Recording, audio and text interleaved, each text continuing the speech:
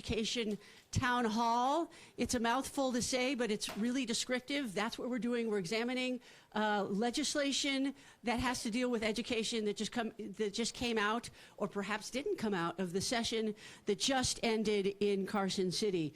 I'm going to introduce people as people are sitting down. The first thing I want to do is say thank you to people who are here, who are not on the panel, but who are education policymakers, former assembly people, what have you. First, I want to start with the Gabby Everett from the office of Susie Lee is here. Gabby, thank you for being here. Welcome. Right up front here is Nevada State Senator from District 8, Marilyn Dondero-Loop. One of the first people here tonight was former Nevada Assemblyman Pat Hickey from District 25, but I don't see him. Where do you go, Pat? Oh, there you are. Okay, fine. Behind Pat is also a former Nevada Assemblyman Randy Kerner from District 26. I don't know that Patricia Farley is here. I have not seen her. Have I? Patty? Nope. Okay. Regent Laura Perkins from NCHE, from the Nevada System of Higher Education. Yes. Thank you for being here. We have Clark County School Board Trustees Linda Cavazos. Linda? Who has been all over town today and is ending her day with us. Trustee Danielle Ford. Trustee, yay. Poonam Mather from the Elaine P. Wynn Foundation has graced us with her presence here. Vicki Courtney, President of the Clark County Education Association. Right. I was just talking to Vicki. Executive Director of the Clark County Association of School Administrators and Professional Technical Employees, who's kind of been in the news this week, Stephen Augsburger. Nice. President of HOPE, which is honoring our public education, Nevada, Jen Blackhurst. Jen, you're okay? Brett Husson from Nevada Succeeds. Where's Brett? Brent. Rebecca Dirks Garcia, President-elect of the PTA. Rebecca, yay. Jeremy Aguero is here. He's the guy that was involved intimately in the funding formula, and when we get to that portion, he will be up here talking about that. So thank you, Jeremy, for being with us. Jana Wilcox-Lavin, who's the Executive Director of Opportunity 80. Jana, yay. Catch me after. I want to talk to you. Sandra Cosgrove, the President of the League of Women Voters. Meredith Becker-Freeman, also with PTA. Is Meredith here? Yeah, hey, cool. Ed Gonzalez. Ed is an education consultant. He helped pass CCSD reorganization. He is now working with Break Free CCSD, and he's a font of information. And now I want to know from the rest of the crowd, how many people here are teachers? Okay, good.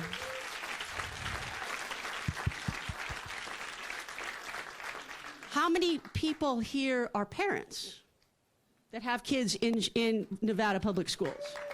Are your kids still in Nevada? Yeah, they are. How many kids are administrators? How many kids? How many people here are administrators? My kids are administrators. I can pretty much tell you that. And how many are deans? Do we have any deans here?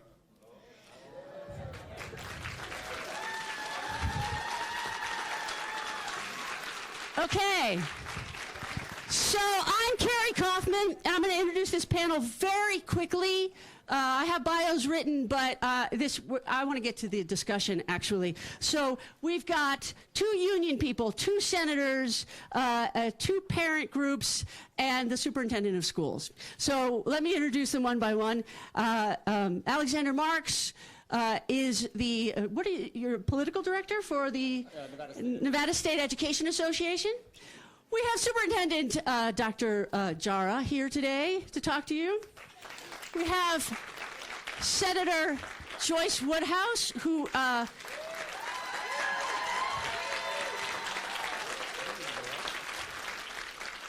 just ended her career as a senator in Carson City with this session. It makes me sad too. I want to take everything from Joyce's brain. You know how in Harry Potter when they do the thing where they take the stuff out? That's what I want. Mo Dennis, who is also a senator, who's the head of the Education Committee. Karen Shea, who is from Nevada, she tells me that she is the volunteer coordinator, right? Like you just say volunteer. You're a volunteer, who is all over the place. John Vallardita, everybody knows, is from CCEA. And Amanda Morgan, Esquire, is the political director of Educate Nevada Now. So everybody's got points of view on different issues that have to do with education and with the legislation that just happened. But what really just happened this week that kind of blew up in people's laps is that you, sir, made an announcement that you were eliminating 170 dean positions to make up for a $17 million budget deficit. It's kind of neat. The math is pretty easy on this one. But what went into that decision? I'm sure a lot of people are here to hear about that.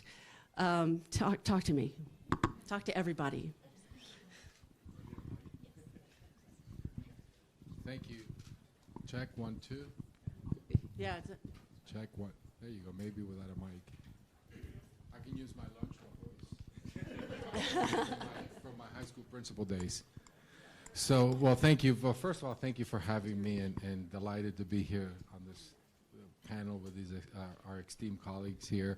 So, it was not a decision, as I said on the video, it was not a decision that just comes lightly and you make a decision off the fly or a cavalier decision, because that's not what happened. As superintendent, I was hired to really change the trajectory of the school system. When you really look at where we are and where we're going and where we need to be, you know, unfortunately some decisions have to be made, and in my conversations they really, and I worked diligently with our board, my board of trustees, and also with the legislature during this legislative process, and the executive branch as well. So I kind of just get into a little bit of that process going forward to get to where we landed this past weekend.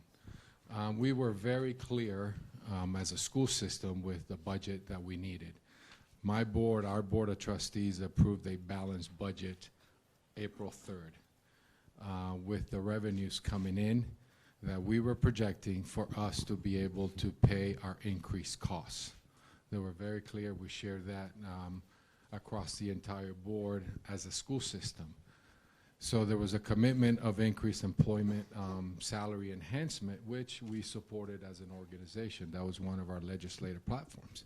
So as we went through the process and worked all legislative session, 120 days, we worked diligently with our partners and also worked to try to get to as close to $166.5 million that needed, not only for the increased cost, but also to pay for the enhancement in salary increases for all educators across the district.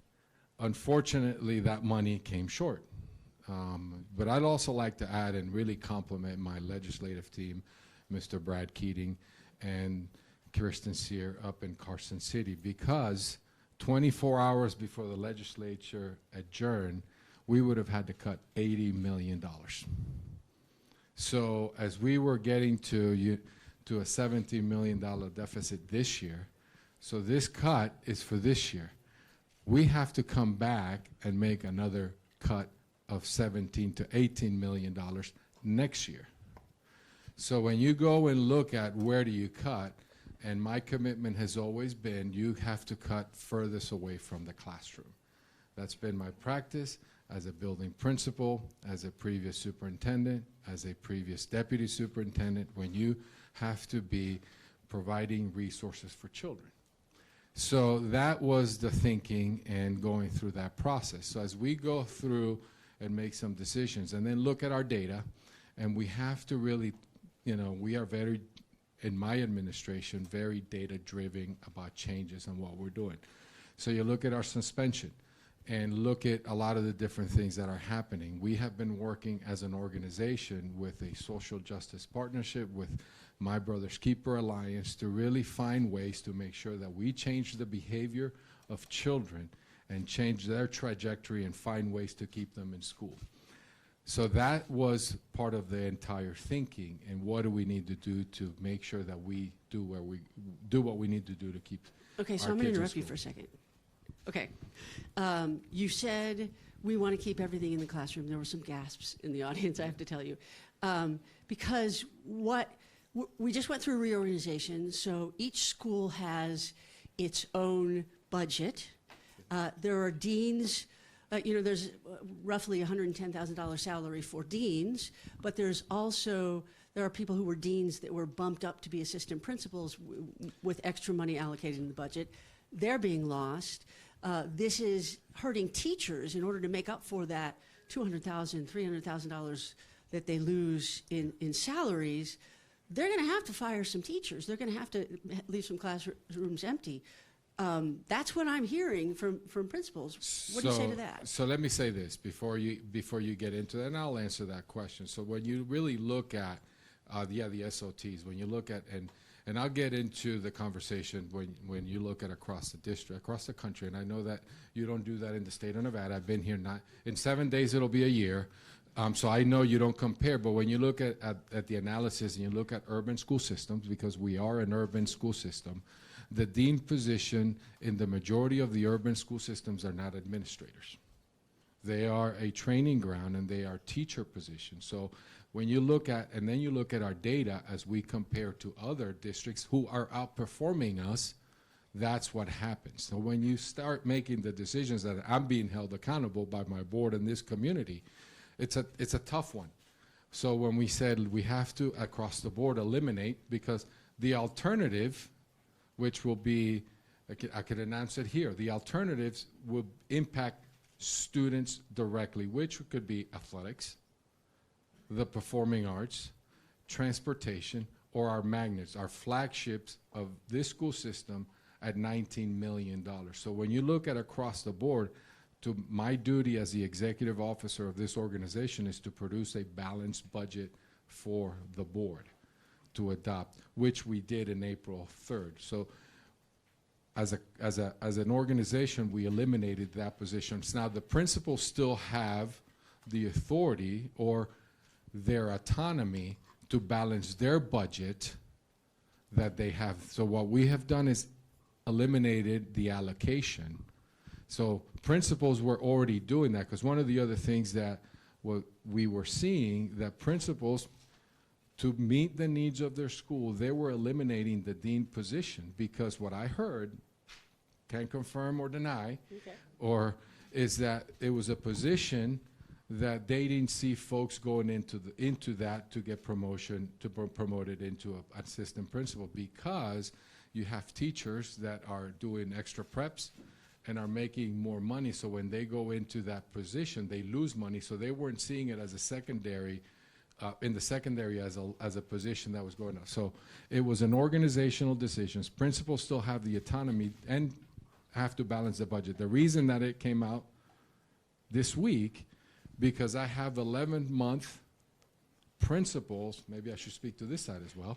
It's like I'm talking to you. Yeah. They have 11-month contracts and they go home. So you make the decision now, or do we wait until August, 2 weeks before school starts, which I heard loud and clear when I came in. We continue in CCSD, open and close the strategic budgets. Do we not know what we're doing? So it was a decision that I made as the superintendent to open up the budgets now, so principals have time to plan. Employees can go into jobs before we hire, and then they lose an opportunity. So it was something that not half-baked, not just thrown up in jello. It was really carefully and strategically administered, so principals and staff have an opportunity to either find jobs and to be able to plan for August. Now, I can go more because I've had. Okay, okay, but the 'cause plan for August. I need to address the safety because there's a lot of concern on Okay, safety. that's where I was going to get to, so that's good. So I've had multiple conversations with the state superintendent because, and I think this will get into the funding formula a little bit in a little while, because we allocate according to categoricals in the state, and I'm not used to a lot of the categoricals. I understand why. So we have safety money coming. Now, in my latest, as of 4:15 today, with the state superintendent, who has been tied at the hip or by phone with me in this last couple of days, so we can get our money to come in. One of the things that we're looking at, as soon as I get my allocation, is to provide resources for our secondary schools so they can provide intervention, behavioral support, because our children are facing adult issues. And we need to find ways to address that instead of suspending them and sending them out into the street. So we have to rethink how we do discipline in Clark County school system. Okay, so I hear you on that, and the legislature did a lot of stuff with safety this school year, and they did a lot of stuff with different discipline. But that takes a while. I mean, the safety bill is a 20-year implementation, and you're cutting the people who are responsible for safety on campuses now. So what do you tell teachers, and what do you tell parents and kids who are kind of afraid now that things are going to get out of hand? So here's where we're going to add the resources around the behavioral interventions and looking at where when I get that dollar figure, hopefully tomorrow before the board meeting, I've asked Joan Ebert, I said, I need that number so then I can start allocating to our schools, is to provide behavioral intervention for our students so we can then change that behavior. This is the work that we have been doing in the school system under Social Justice Partnership. And then we need to then continue with our partnership with My Brother's Keeper Alliance, with the Department of Juvenile Justice as well, with the state attorney, who have been involved in these conversations around discipline, so then we can address it. We also have to use the harbor, which are different programs instead of sending our kids home. So then we can change the behavior and then come back and then address it so they can teach and they can stay in the classroom. So it's just really what I continue to say, we have to think about changing our discipline mindset instead of sending them home, because what I've seen in my 20+ years as a former dean is that sending them home does not work. So how do we keep them engaged in the classroom and in school to change that behavior? Okay, so I'm going to open this up, and then we'll come back to the panel. Yes, ma'am. She's got a microphone for you. Please give us your name. Stand up and tell us your name. My name is Carol McGrew. I'm a middle school teacher. And you're talking about some programs coming to our school, like you said. What was the last one you mentioned? Harbor or something like that? That's where we refer students for some of their offenses. It's a harbor program. So is that like on campus? No. Or is that, okay. So do these programs come with personnel as well? Or is it a program that the teachers would implement along with all the other programs that we get every year? So the harbor is a resource for us to send students and their parents where the children go for intervention. And what about the other ones that you mentioned, like, sorry? No, My Brother's Keeper is a partnership that we have, partners that are working with us. They don't necessarily come in with programs because it's very clear, the classroom teacher, and that's one of the things that we need to make sure that instead of adding more programs, we give resources for teachers to be able to teach, right, instead of adding programs. I've been saying that all along. That's why we look at an entire balance assessment system. We're currently working on having, and I don't want to say standard curriculum because people think it's a textbook. It's not. Right.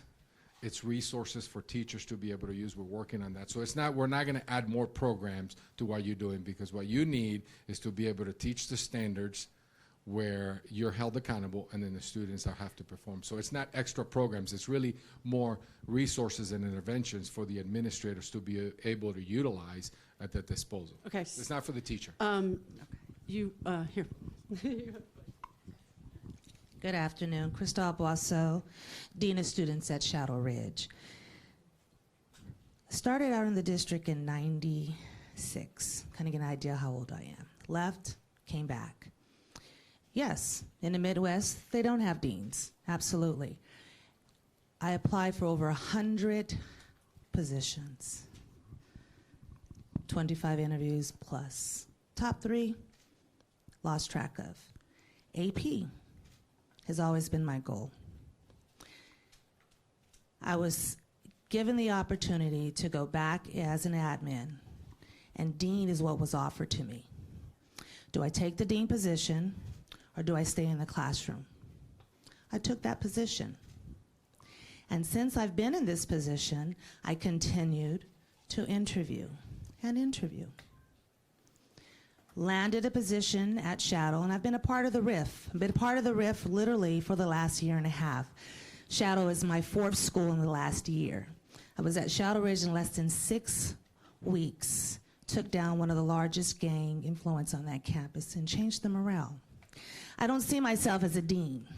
I'm an administrator.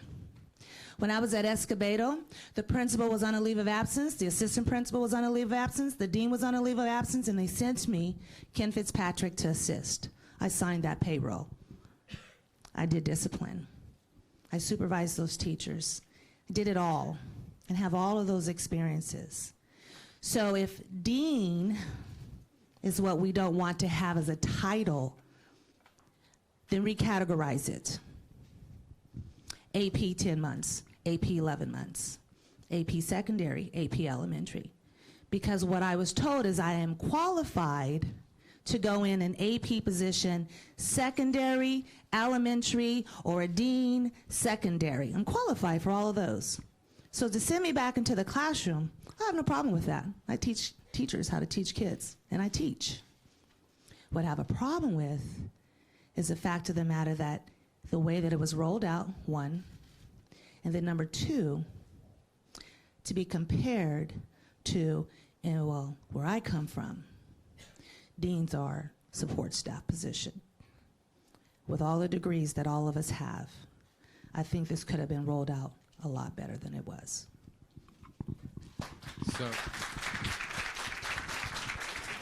So the rollout is a big deal.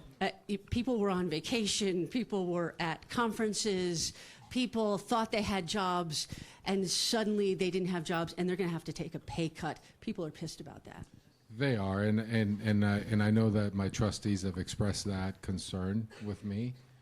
And I accept the responsibility, and I apologize for the rollout. But here's what I've learned in this less than year in the job, and I'm in this community, in the school system. I accept all the responsibility. I say to the board all the time, on this community to hold me accountable, and they will, and they do. So here, when you say something to somebody, before I walk out, it gets to everybody else, and then how do you communicate the message? Which is something that I tried to do, and I accept the responsibility that's why it had to come from me. So not to belabor it, but then you go, okay, do I meet with the elementary school principals who are not losing deans first? By the time that meeting is over, everybody's going to know. So then do you meet with the high school and the middle schools first and second to make sure that they're hearing from me? And then at that same time, you're sending the message, because I felt that it was critical for everybody to hear from me. That's why I did the video. So there was a lot of processing in my mind. You know, obviously, I didn't get it right. Because then you go then you have 170 deans come to meet me, to then I tell them. Or call all 360 principals to tell them all at the same time. So there was a lot of thinking that weekend, and how do I communicate? I did what I thought. I made a judgment call. Obviously, there's a lot of hurt feelings that I have to repair with the deans in the messaging, because then, and I'll tell you this, when principals, then you send the message through principals, it could be delivered 360 different ways. So that's why I selected on the video. So, you know, I apologize on the video that it went out from me, but it was important for everybody to hear from their superintendent in the messaging. Now, obviously, I wish I could do it differently. I just don't know how, when you have, as I process, you know, with everybody to try to go through the process, and how do you notify? the decision I go back to, it was on planning, because this will be a lot better now, because imagine coming in August and being told that you have to go back to a position 2 weeks before school starts. Nobody plans. The Okay. other thing, I apologize on the HR, that is something that my chief of staff is addressing, in how people are getting interviewed and how people are getting hired to administrative positions, because that has to change as well. Okay, so thank you for that. Let's bring you in, John. Deans are going to be going back to the classroom. They can't get the jobs they want to teach. So this is a problem. That's actually, I didn't know about this, so this is good to know. I know that you've publicly supported this decision, but you're going to be getting a lot of teachers back in. Where are they going to go? And what are you going to do with them? We got 900 vacancies.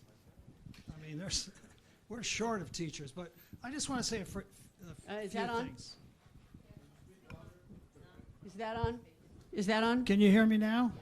Okay. So I just want to say a few things. First and foremost, to all these educators in this classroom, the services that any of these deans provided are not going to be transferred to you. Not happening.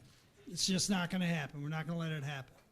The second thing I want to remind people of is that when this session was near the end, there was a lot of activity to try to draw down more money. What we're witnessing right now is a shortfall of $53 per pupil on the DSA funding. That's the equivalent of the $17 million. So the senators that are here, this is our world. When it ends up there, this is what we're left with, these kind of cuts and decisions, which at some point have to end, and we have to have more funding. So, and I know that this superintendent has to backfill the services that he just had to make a hard decision on. We have the confidence, because the community wants to make sure these services are restored, that he's going to do it. And you know what? What we like about it, he's going to look at it differently. And that's what we need in Clark County School District. We can't continue to do things the way we've done it in the past. Would you like to weigh in on this, sir? Remind everybody who you are. My name is Stephen Augsburger. I'm the Executive Director of the Clark County Association of School Administrators and Professional Technical Employees. So with all due respect, the portion of Dr. Jara's comments that tried to describe why he made this decision, I disagree with. And I think to Crystal Boisseau, who stood up and bore her soul about her feelings about what's happened to her over the course of her career in the Clark County School District, is oftentimes typical of many people. The biggest problem is this kind of discussion in front of a crowd of people is the kind of discussion that should have occurred whenever that closed session was held, because a decision of this magnitude has interest to every section of our community, every teacher, every administrator, every parent, every businessman. And when we make these kinds of decisions in the cloak of darkness, because that's what that was, it was in a back room, a presentation was made by Superintendent Jara. I'm not sure what he said, but I think all of us deserve to hear that presentation. And if what I heard tonight was the rationale for that decision, shame on the trustees for giving him the authorization to move forward with cutting 170 human beings who deliver services to kids and teachers every single day. And to Mr. Villarditas' point, I don't know that that's an area that needs to be done differently. That's worked for years, for decades. It's kept our schools as safe as they can possibly be. And now when you eliminate 30%, 40%, 50% of support to a principal, I shudder to think what our schools are going to be like when they open in August. So the concern I have with this whole decision is not one time was there input asked of the people who are going to be impacted by the decision. Not a single time. Principals are pretty entrepreneurial, and I think if that conversation would have been had, you would have come up with multiple ways of dealing with that $17 million shortfall. We've done that many times. We've become really good at dealing with shortfalls, unfortunately. That didn't happen, and as Dr. Jara already apologized for the method of delivering that message, we have deans who work 10 months. They've been done with work for a couple of weeks. They're on vacation, enjoying themselves someplace, and to get a text message with a video address attached, and to see that you just lost your job, that's no way to treat your employees. So I think there's a lot of things we could have done better with this. I do think we've put schools in harm's way, and in spite of Mr. Villadita's assertion that it's not going to change anything in a classroom, I think when you go to some of our schools that are in really tough neighborhoods, there is no question that things are going to be different in classrooms next year. Thank you, sir. Either one of our school board members who want to speak on this? Everybody's now looking at you, too. Want to speak on this? Danielle? Not really? I will say. You got to say it with the microphone. Nobody's going to hear you.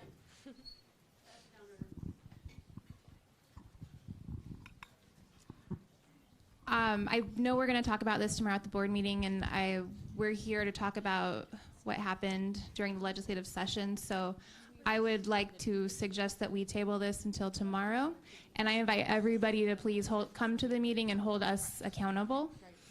I just do want to say that I am completely sympathetic to all of the deans. I know what it's like to feel like you weren't respected and to worry about your financial future stability. We're going to do everything we can to support everybody moving forward. And as a parent of CCSD children, 2 children, one in middle school and one in high school, I will not be sending my kids to school on the first day of school if I don't feel like there are proper safety procedures in place. So while I'm still waiting to hear about exactly what those will be, trust that we're going to work on a solution. And please bring your comments and questions to the board meeting tomorrow. You had a, yes. Former school board trustee Kevin Child. We've had a problem in Clark County School District for many years. It's the funding. I see 2 legislators up there. I'm not going to hold back. I'm going to do a John Stewart. They need to start funding the school district. They need to make, we've had 3 dozen meetings, and I sat in all of them. I showed up to them. You two, it fell on deaf ears. You don't care about our kids in the Clark County School District. Yes, I do say that, and you can shake your head because we wouldn't be in the predicament we would be now. So hold on, guess what? I got the mic, and I'm sorry, but I care about, I live here, I play here, and I love it here, and I was one of the board members. What they had to do is cut. They shouldn't have had to cut. The legislators should have funded that money, and this is what they should have done, is fund the Clark County School District. $5,715. When national average is $12,500, I have a hard time with that. Now it came up to about $8,300. Pretty sad. Pretty sad when national average is $12,500. We have a lot of kids that should be having great services, and we're not having it. Let me ask them. Go ahead. Okay. That is the next question I was going to ask. So, we fell short. Either of you want to take this? We fell short. There was last-minute maneuvering to get more in the budget, but we still fell short. So, what do we do, and why weren't we fully funded? Mo? Okay, so first of all, I care about kids. My son's a senior at Rancho High School. I'm a product of the school district. I have 5 grandchildren. They're all going to go to the school district. My 4 other kids all went to the Clark County School District, and I care more than anybody. And I've spent the last 28 years of my life since my daughter was a kindergartner as a parent who went to the school to say we need to do something about this. And I said back then that we need to fund education. And finally, we did something about it by changing a 52-year-old funding formula that doesn't work for Clark County, and it doesn't work for our kids in Nevada. That said, I think that we did everything we could do short of creating a new tax of some kind. And I think I find it very hard to go and say we're going to create a new tax when we couldn't even explain how we were spending our money. We had a funding formula that wasn't very clear, that wasn't transparent. I think we now have that opportunity to say, look, this is all the money that's coming in, and some numbers are thrown out. We'll talk about that. We actually spend about $10,000 per student. We're still short, and we need to do something about that. But to say that it's all the legislature's fault, that would be incorrect, because it's our community, it's the state of Nevada's problem that we all need to work together to fix. Okay.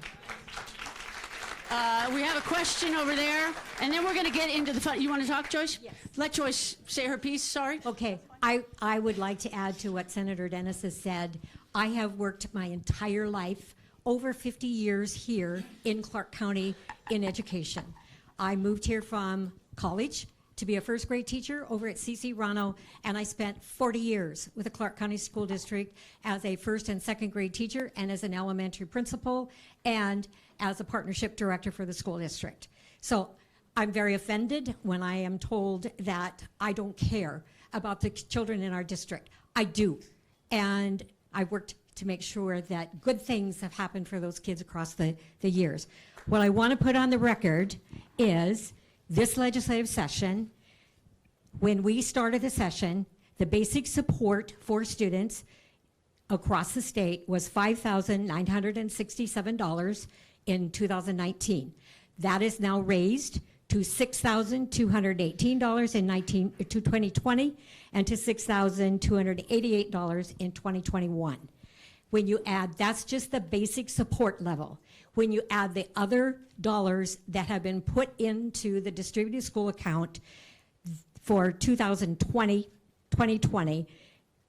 the number for each child is $10,227, and in 2021, it is $10,319. We tried to get every single dollar that we could for K-12. That was the #1 priority of everybody in Carson City, Democrats and Republicans and the governor's office. Also, I want to address the school safety issue. When we went through the budgets, and Mo and I were both on the K-12 subcommittee going through the budgets, as we went along, we were very careful about looking at programs that were working and programs that didn't work and held back some money. So at the end of the session, in addition to the dollars that we put for school safety, we added another $13 million to the already $30+ million for school safety. So you cannot tell me that Senator Dennis and I and the rest of our colleagues do not care. We do. Thank you. I think, give the microphone to Karen. I want you to speak about the money issue from a perspective of parents. You were up there in Carson City lobbying. I have heard a lot of parents tell me that they voted in a tax in 2011 before I came back home, and that tax has been taken away. The marijuana money is being used. We're going to talk about that in a little while. Talk to me about your perspective on this, Karen. So I think you're talking about the IP1 room tax, yes, which since 2011, the legislature has decided to, it was voted by voters as a supplement for education. Since 2011, $1.6 billion with a B dollars have been supplanted, not actually added 1 penny to education since 2011. We have a lot of veteran legislators that get reelected every single biennium that choose very swiftly to make sure that that will not supplement our children's education. That was about 7 seconds worth of our legislative session, where they took another $400 million this session because they didn't want to make holes in the general fund for other things, whether it was mental health or transportation or anything else. I'm very tired of having our children used as an ad campaign to raise taxes for education, and our children never see it.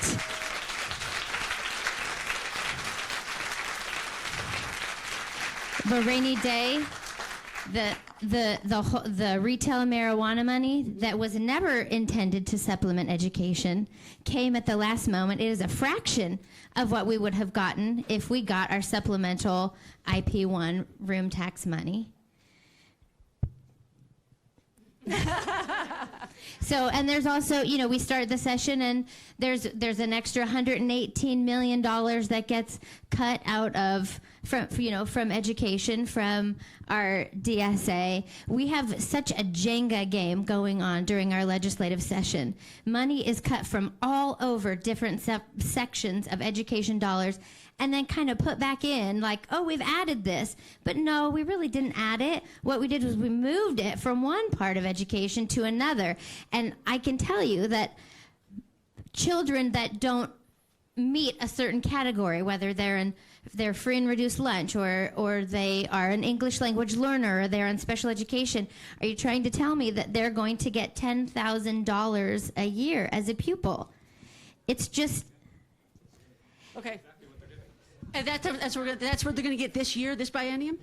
Okay. First of all, I want to say also, I think Amanda can clarify. Okay. I just want to say also, I'm pretty clear that everybody in this room cares about education. I would not have asked these people to be on this panel if they didn't care about education. I think that was a kind of out of bounds thing to say. Everybody on this panel is doing their best and wants an education system in Nevada that works really well. So, okay. Okay, so I just want to be clear about something. This is something that makes advocates really angry. Right now, there are a lot of folks out there saying that they've increased education funding by $900 per pupil. That did not happen. If it did happen, we wouldn't be talking about cutting deans. Other districts wouldn't be talking about the cuts that they're going to have. That's what's really frustrating. So when we artificially inflate numbers by basically taking out of our left pocket and putting it in our right and calling it new dollars, that's what's really frustrating for us.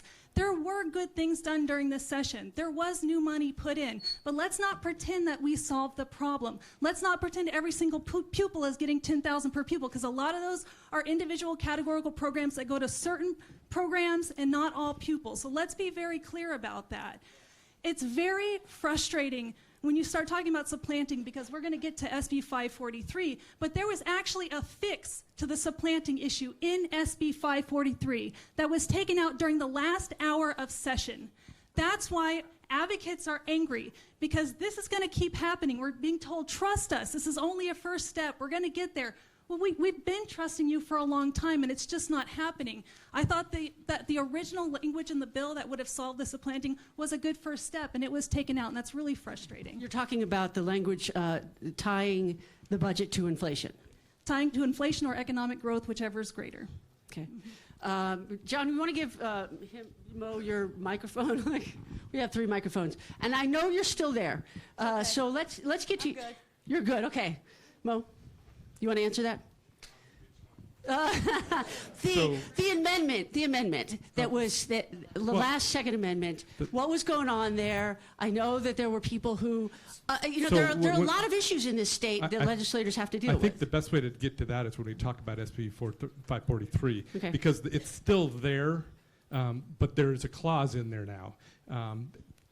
That's the way, to the extent practicable, right? Is that that's the yeah, clause? But basically, there has to be a reason. They can't just do it, right? I like the original bill, but we're in the legislature. We did too. And we do what we have to do right, at the legislature. So, right. but I as far as you talk about transparency, you want to know, the biggest problem we have is that we have to approve the school budget first before we do everything else, but we can't finish it takes us literally till like 2 weeks before the end of session to get the budget done so that we can then start closing the budgets.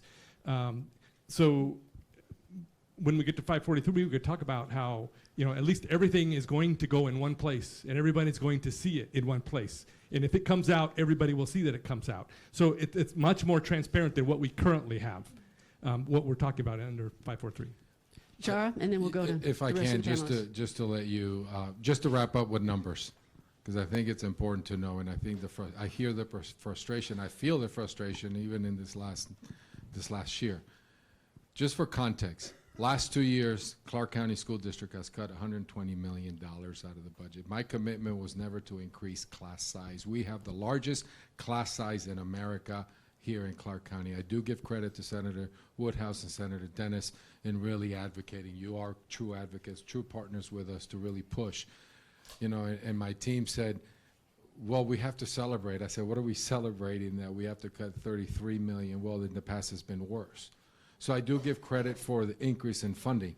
Since 2016, Clark County has cut $221 million out of the budget. So we're running on, forget the fat, the bone, because there's this perception that there's weighted administrative costs in the central office. In my conversation with members of the legislature, and we shared, if I cut the non-school-based administrators at $43 million, who's going to pay the bills? Who's going to sign the payroll?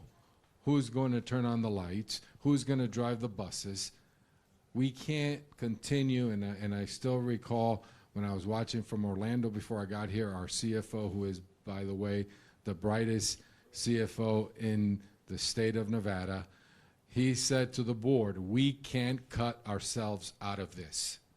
There's got to be new revenue coming in. There's an increase this year, but it's still, historically, what we've done is not really, there's an effort this year, but 221 million, now add the 33 that we have to cut.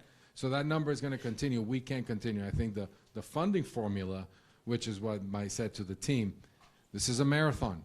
I get we have to make concessions, but I think it's going to really start providing the resources for Clark County, for our children that deserve a increase in funding, because the children that we serve have different needs than everybody across the state.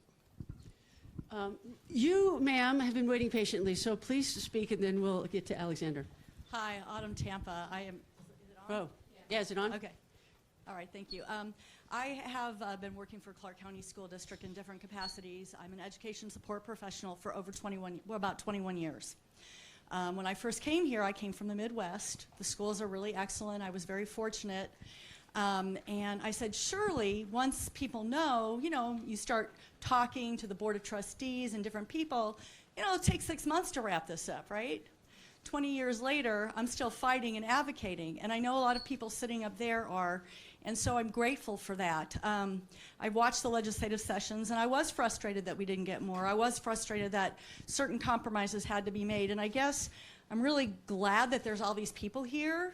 I think my question is kind of more to them and kind of for you guys to explain to them what you've started to do. I had no idea how complicated the political process was here in Clark County, Nevada. And, I'm hoping that all the people sitting here stay involved, that they continue to advocate, that they continue to ask questions, and don't just make it a one-time thing. I've been doing this for 12 years. I've been asking questions for 12 years. And I was excited to see the funding formula change. I'm grateful for that. But I was not happy that the supplanting part got taken out of. But I'm learning patience now after over 20 years. So I guess patience is a virtue. The other thing that I did want to address is school safety. I've worked because of being a substitute teacher and an ELL tester in over 150 schools. Okay, and I think that prior to Superintendent Jara coming, there were a lot of problems. There are a lot of problems with behavior issues, a lot of problem with structural issues, buildings, et cetera.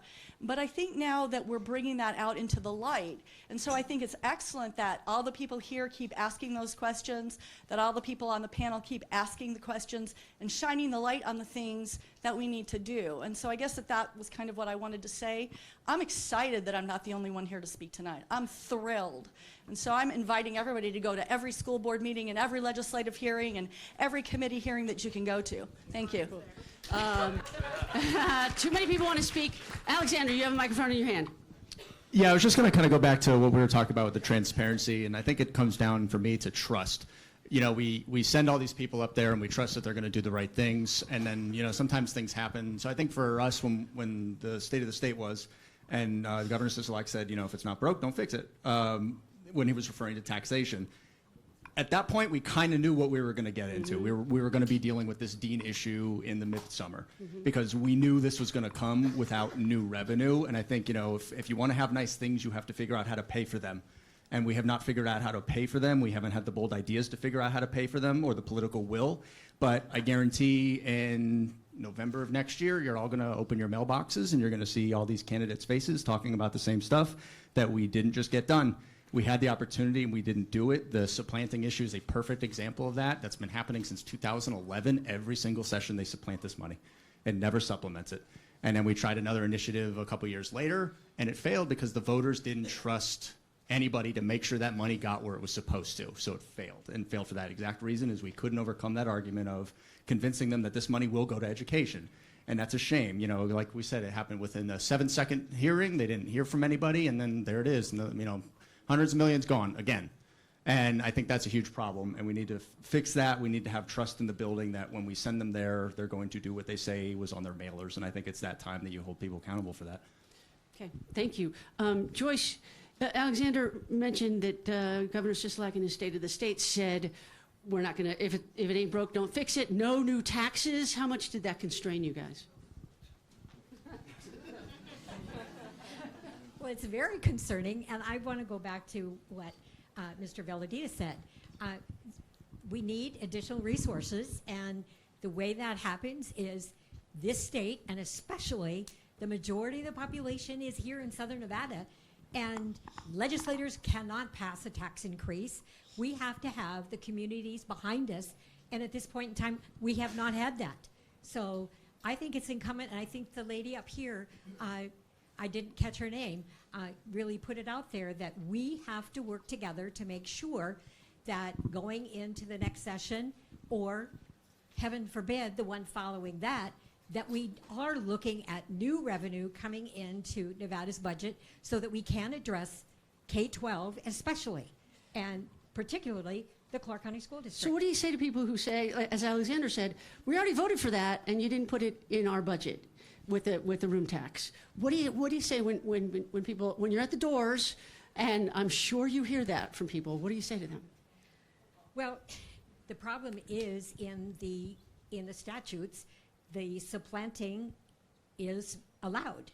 And that's one of the things that the new funding formula, as Senator Dennis mentioned, the original write-up of that bill was to stop supplanting. That was one of the pieces. But we needed to pass the bill. And so there is some language in there that allows supplanting to happen if it has to be. Supplanting, Okay. yeah. I want to go to Jeremy Aguero and let him answer that. Okay. Wait, He can do it let me better go than I to can. Jeremy, and then I'll, you want to answer that? Jeremy Aguero is one of the people that helped write the funding formula. Jeremy Aguero is the director of Applied Analysis, the chief cook and bottle washer of Applied Analysis. Sure, I'm happy to do that. Supplanting is a practice that has existed since 1967 when the Nevada Plan was first created. When the Nevada Plan was first created, monies were deposited into that plan, and there was a direct and equal reduction in general fund allocation that goes to K through 12 education. This is a practice that has existed for a very, very long time and has been systemically problematic in the state of Nevada. I will tell you that I do not believe that practice can still continue the same way that it has historically under SB 543. Look, there's a lot of conversation going on about what 543 potentially doesn't do. There doesn't seem to be any conversation going on about what it actually did. At some point, I hope you have a little bit of a conversation about that, because I think it'd be helpful to providing some of the clarification. Cool. A couple of people over here had something to say. Sarah, you had something to say? Hi, Sarah O'Connell. I'm a parent. I also work heavily with the cultural community, and I'm interested, first of all, what's the plan for a parent? Because as a parent, what I hear is positions are cut. My son was mugged walking home after school from Escobedo when he was in 8th grade. And I already felt that we didn't actually get to do more than have the policeman come and fill out a police report.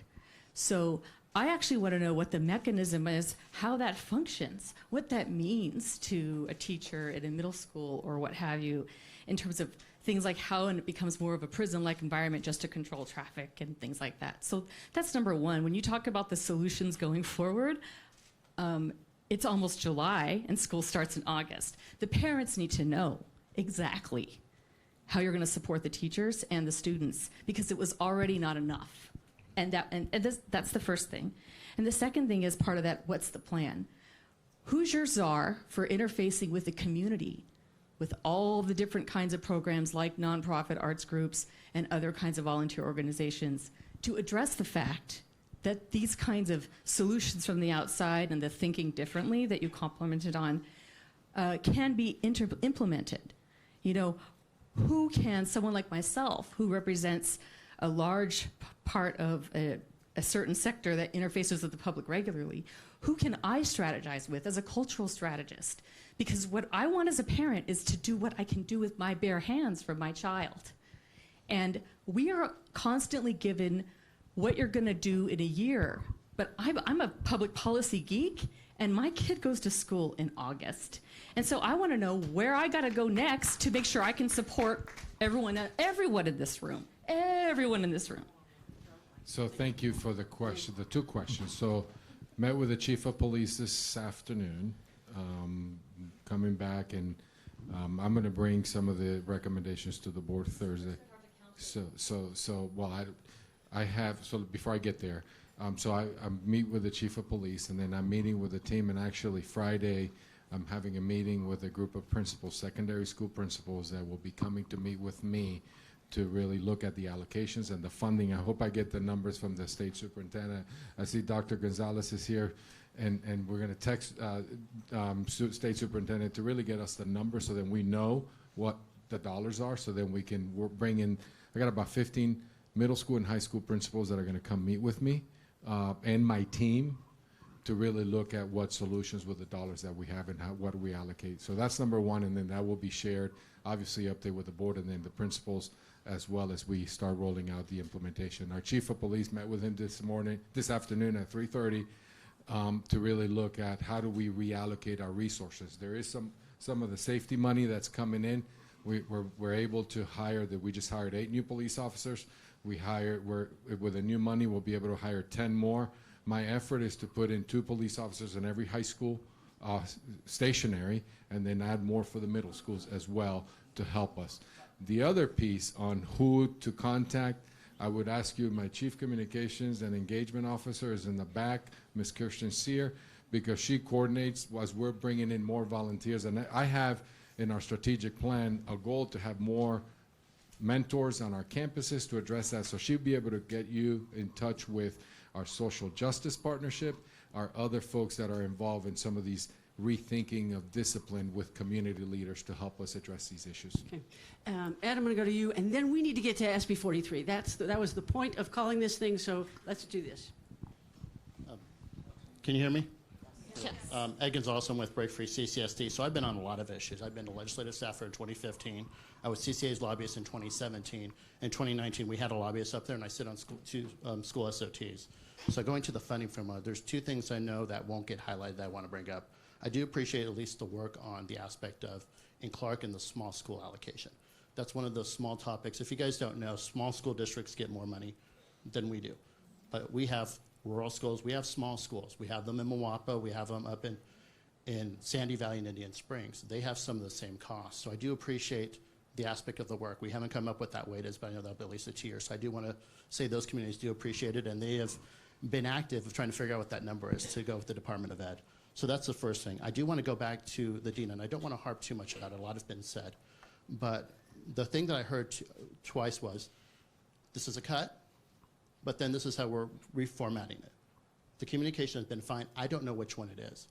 2, if we're talking about the school safety dollars that are coming down, SOTs have been ordered back in. And some of these cuts with the APs, I sit on elementary school. My elementary AP is in her first year. The way we do the RIFT, she's probably going to get bumped because the high school is going to bump the middle school and coming down. That's a process. I'm not objecting to that. So it's going to affect me. My SOT may get called back too.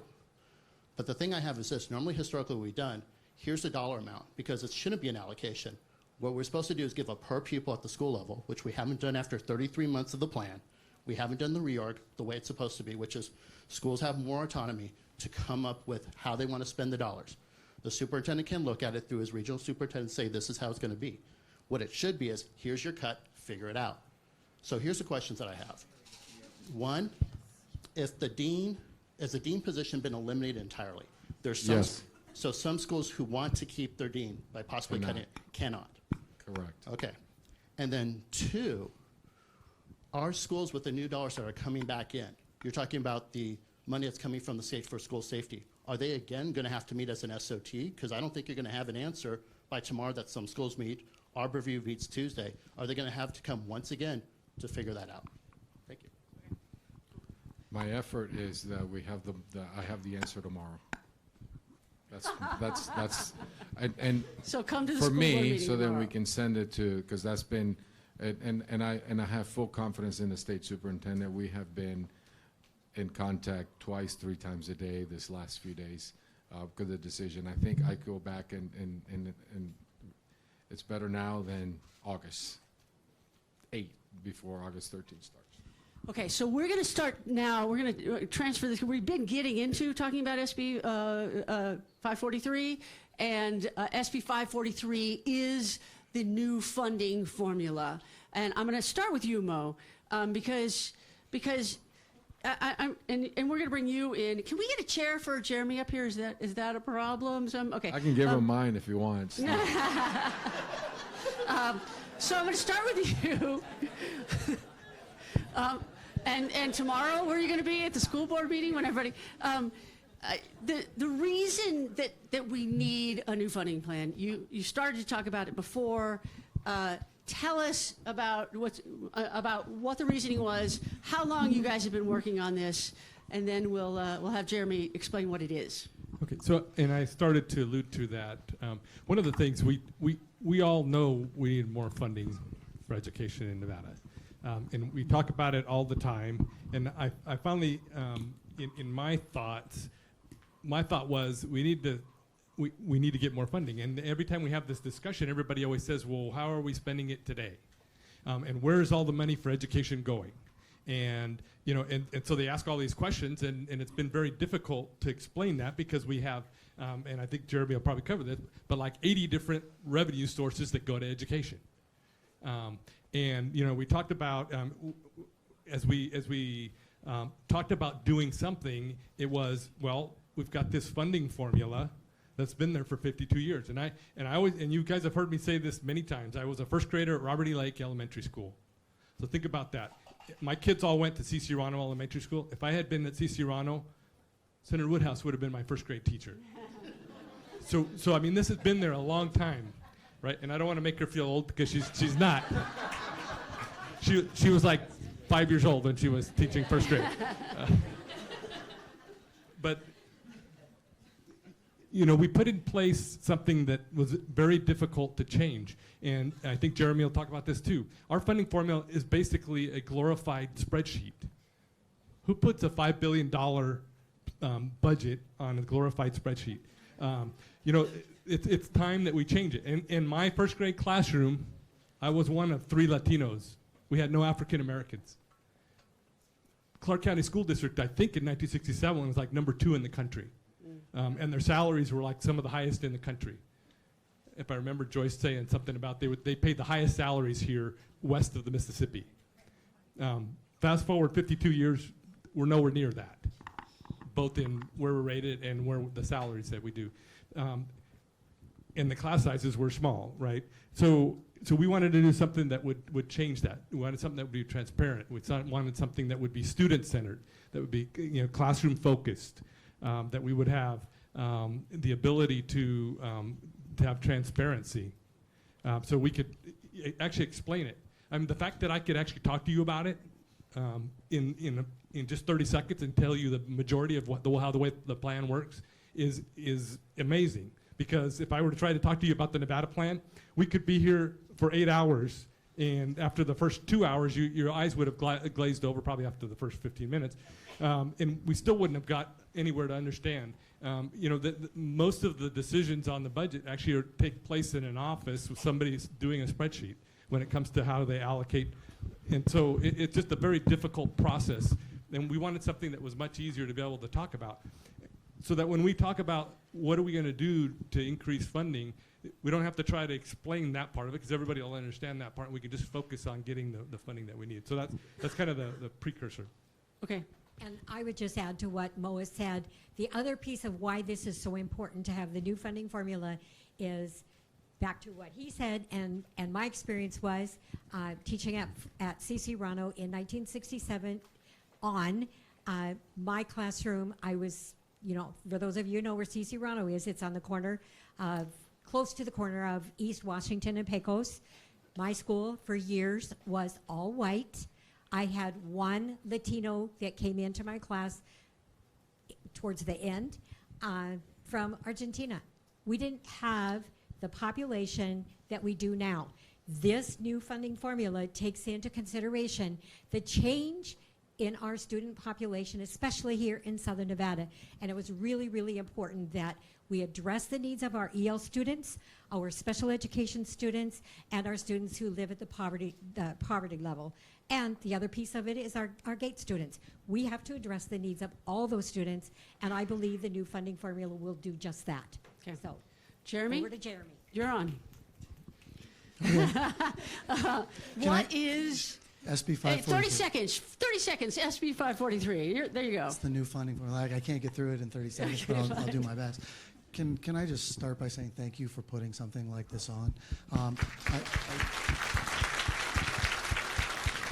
Thank you all for being here. I echo what she said. Thank you all for being here. It's really nice to see this kind of turnout. One of the biggest problems that we have is a lack of transparency, and I think that's one of the things that was trying to be addressed. Having these type of questions, having this type of dialogue, and talking about the facts and getting the questions out and having this type of debate is exactly the way the process is supposed to work. Just while I was sitting right there and talking for a moment, I don't even know how many times a number came up in terms of how much money we're spending on education. And here we go, arguing again about how much money we're actually spending. We do that over and over and over again. And then we ask ourselves why it's so hard to go to folks like the business community and the residents and talk about needing more money when we can't even settle ourselves on how much we're spending today, right? That is what SB 543 was all about. And respecting some of the comments that were made earlier, you have my undying devotion and thanks for everything the two of you have done throughout your entire career to make this happen this time. There are folks that have worked tirelessly to make that happen, and they would not have happened without the two of you. So with that, let me tell you what's in SB 543. I think there's about 5 elements that are worth having a conversation. It's a 100-page bill. I'll boil it down to these 5 elements. Section 2 of the bill creates something called the Nevada Education Fund. As Senator Dennis talked about a moment ago, you can think about this as a lockbox. It's where all of the education money will go in. Right? We've heard about things like the IP1 room tax dollars getting moved in and getting moved out. We've heard about increases in the sales tax getting moved in and moved out. Can no longer happen without the legislature taking affirmative action to do it. And let's be absolutely clear, one legislature cannot bind another legislature, no matter how much we want to do it, but they would have to affirmatively vote to now take it out. The temporary nature that has been historically a characteristic of the IP1 dollars no longer exists in the state of Nevada. Those education dollars will be clear, they will be transparent, and they will all be deposited into a single account that is separate and distinct from the state's general fund. Think about things like the highway fund, for example. Think about how unique that is. That is what now exists in the state of Nevada for K through 12 education. No more local revenue, state revenue, in, out, what's there, none of that anymore. One account, all of the money in there so we can see it all come in. I think that is one of the most important elements, and it's an element of transparency. Element number 2, section 3 of the bill, creates something called the Nevada Education Stabilization Account. Right? This is something that education advocates have been trying to do forever, as long as I've been doing this. And that is to make sure that education dollars actually stay with education. What happens if the Clark County School District, for example, doesn't ever have a surplus? How is that possible?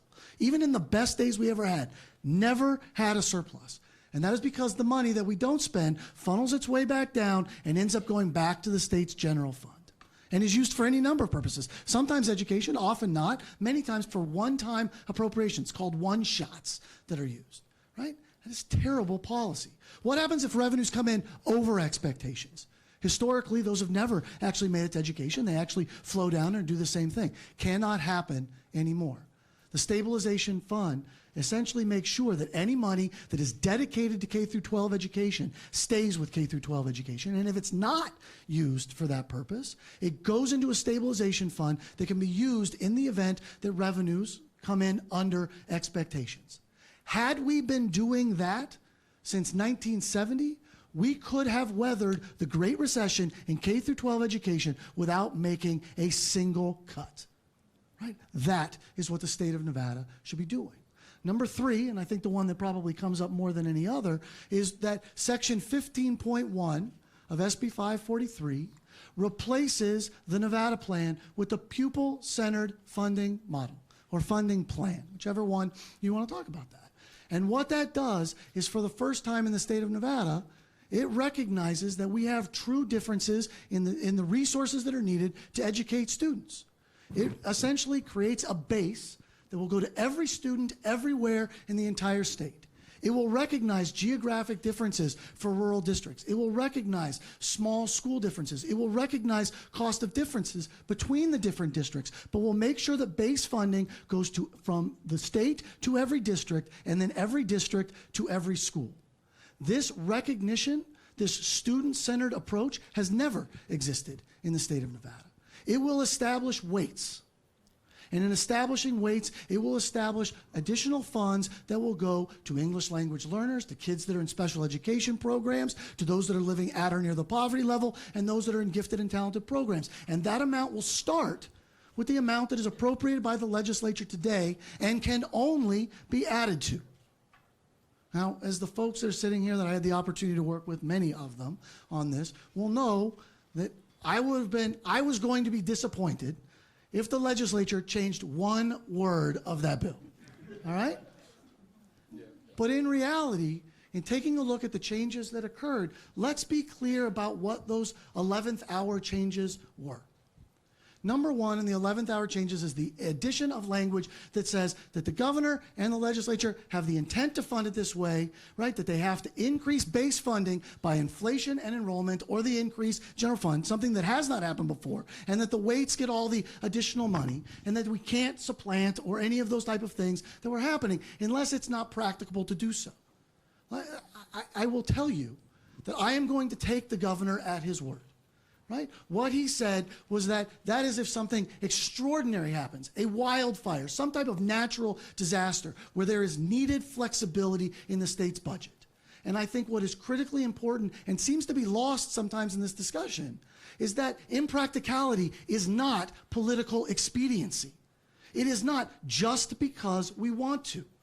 Holding everyone true in terms of what is practical, what are normal economic and fiscal circumstances, is what needs to happen. And if those circumstances are to happen, for the first time ever, the base gets to remain whole. That means that money that goes to every student has to increase by inflation or enrollment, or the increase in the state's general fund. If that would have happened, we'd be spending $1 billion more in K through 12 education today. What that means is that those weights have to increase. So those kids that are not getting the funds that maybe they need in some of those special programs, because as much as we put into categoricals, I think we'd all agree we're still underfunding those as well, will get all of the additional dollars beyond keeping the base whole to go to those programs, distributed based on the greatest amount of need in every one of those programs. If you're going to ask me whether I'd take that or I'd take the Nevada plan, I'll take the pupil-centered funding plan every day of the week and twice on Sunday, right? If we look at number 4, the 4th element that's in there, that's the creation of a commission on education funding, right? For the first time, the formula and all of the elements of the formula are going to be discussed in a public setting. So good people like the folks at ENN and the folks at Hope can come in and talk and hear about how that formula is actually going to work. Right? It doesn't get to reset. It doesn't get to change what the legislature does. It doesn't get to change how much the amount is going to be for base, or how much the amount is going to be for base. The construct, the bones of that formula exist. What they get to do is come in and provide guidance to the Nevada Department of Education, and provide guidance to the school districts to make sure that it's working as it's intended to work overall. And the 5th element, the final one, right, is increased accountability. Right? Section 12 of the bill creates greater accountability than we have ever had in the state of Nevada. It requires that the Nevada Department of Education make estimates for how much money should be going to every type of school in the state, both under the governor's budget and under the budget that's ultimately passed by the Nevada State Legislature. It requires Dr. Jara and all of his counterparts provide data relative to how much is being spent in every school. No more is the lack of transparency relative to schools that have long-term subs, but they're really counted because they're averages. No more are we going to be able to turn a blind eye to the fact that just because a kid lives on the opposite side of a border, they don't get funds even though they're living in poverty, or because they're an English language learner. That no longer exists. And that reporting not only has to be reported at the district level, not only reported at the school level, not only reported at the NDE level, but has to go out to every parent of every school to make sure that it is clear where every dollar is being spent. From top to bottom, it changes the way we fund education in the state of Nevada, and does so in a way that is transparent and sustainable over time. Thank you, Jeremy.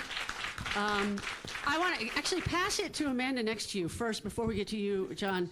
The phrase that Jeremy used is impracticality is not political expediency. What do you say to that? I hope so. I mean, when has it ever been practicable to raise funding that's necessary for schools? We've talked about the last 50 years of not even keeping up with inflation. Without new taxes, no one's talking about new revenue sources. How do we know that's going to happen? And I take issue with the first point that now they can't supplant. One of those sources to the new state education fund is the state general fund contribution. That can go down in response to other revenue. It's been doing that for the last 50 years, and there's nothing to prevent that from happening. So I do take some issues with that. But I want to talk a little bit about what other state formulas look like. We've been spending the past year and a half pushing for a cost-based funding formula. Because if you notice in that description, never anywhere have we talked about what it actually takes for students to succeed in the state. That is not part of this formula, but it's part of Wyoming's formula, and Illinois' formula, and Massachusetts' formula, and about a dozen or more states have that part of their formula. What are the cost factors? If we want to have 15-to-1 student-teacher ratios in K through 3, what does it cost to get us there? If we want to have special education services and we know what those services look like, what does it cost? What kind of weight? Not just that we want to eventually have weights and we're not going to put an actual weight to it, but what do we actually need and how do we get there? That's what modern funding formulas do. This formula does not do that. It does do some great things, and I think the accountability and transparency are really, really important. But we feel like this is a real missed opportunity, and it's frustrating to hear, well, it's either this or the Nevada plan. Because the only reason we have that choice is because this bill was released during the last couple weeks of session. There wasn't a chance for something more. And we had amendments, I know several of the people here had amendments, to make the bill at least better. And they weren't heard, and that's really frustrating. So really, this is a tale of what could have been. I think some of these reforms are important, but it's not enough to really change the game. We don't feel like it's transformative in the way that it really could have been. Okay. Alexander, and then we're going to go to John. Yeah. I think it's kind of important to point out, too, that the first thing a lot of people are talking about with this plan is transparency. It's a funding bill. Funding should be the first thing we're talking about, but like to Amanda's point, we're not talking about funding because the bill doesn't come with any additional new or revenue to actually make the plan work. When you have that, it does work. I'm confident it would, but we don't have that right now. And the second level of transparency is, again, to Amanda's point, every stakeholder was shut out of this process. So the fact that we're all sitting in this room now talking about all this stuff is great, and that's the way it should be. The educators were not talked to about this process. The support staff professionals were not talked to. No stakeholder was brought in on this process since November of 2018. This bill was introduced on the 99th day of the legislative session. It had a hearing on the 107th day of the legislative session. And then at 10 p.m. at night, on the last day of legislative session, we got hit with the amendment that basically took out all the good stuff we liked. The maintenance of effort provision, tying it to inflation, and the as practicable was put in 30-something times. That's process. That's not transparency. I'm a creature of process. I think that's important. When you do a bill like this, you cannot shut out stakeholders. Every single issue that my group and other stakeholders have laid out that could have fixed and helped this bill succeed could have been solved if you had talked to the stakeholders before you jammed this down Nevada's throat. It's got too many issues. We're going to be working on it for the next 2 years trying to solve those issues, but if you'd had the process in place from the get-go, you could have resolved and fixed a lot of issues, and I think to that, it's irresponsible to the people sitting in this room who didn't have a voice. The teachers' unions didn't have a voice. The support staff professionals didn't have a voice. Nobody did. It was the politicians and Mr. Aguero's company. That was it. That's how we have this bill. So if you have issues with it, and I see a lot of nodding heads, and that's great, but that's what we got when you don't have the voices necessary to pass laws. And I see, former Assemblyman Hickey shaking his head, and I know we disagreed on the charter school stuff within the bill, but that's stuff that you should have been involved in, that we should have been involved in, that we could have hammered that out. So we keep talking transparency, and I think that's a huge issue, is that there wasn't any transparency with this bill. Hang on a second. I'm going to let you answer that in a second. John, you have the microphone. You wanted to say something. Do you want to? Yes, I do. John Villardito wants to say something. I'm shocked. So, I kind of disagree with that last part. There was a lot of technical aspects that were built into this bill that were done by people that do that kind of work. We have had, and I know led by these two senators, an open process for the last few years talking about a new funding plan. And there's been discussions around the shortcomings of the Nevada plan, but more there's been a discussion about moving forward what kind of plan. A student-centered plan, based on needs, based on acknowledging certain student populations, a transition to weights. I mean, this guy led this in 2017. She's led this kind of stuff. So I get it that maybe it was not open and everybody was talking about it, but I just want to say that this has been a discussion for several years. Now, having said that, I'm going to tell you what our issue is with the bill, okay? So Governor Sisolak, if you hear this, please listen to me, because we supported you very early. And initially when this bill came out, we had issues with the bill. The primary problem we had with the bill was funding. There was no funding. You can't reform a plan without addressing the funding, but everybody has talked to that. But in the 11th hour, when this change occurred because of this argument that maybe there'd be some fire, we don't accept it. In 2008, there was a crash in this state. In 2009, there was, the legislature had to find $1 billion, and they had a special session in 2010, and they found $1 billion, and they cut it out of education, and we've never got back to those levels. That's the type of thing that could happen that may say, you know what, maybe the governor shouldn't be held to implementing this maintenance of effort. So that's where we have a disagreement, because here's what happened. The Economic Forum came out and said, guess what? The economy, it looks like it's going to be flat in 2011.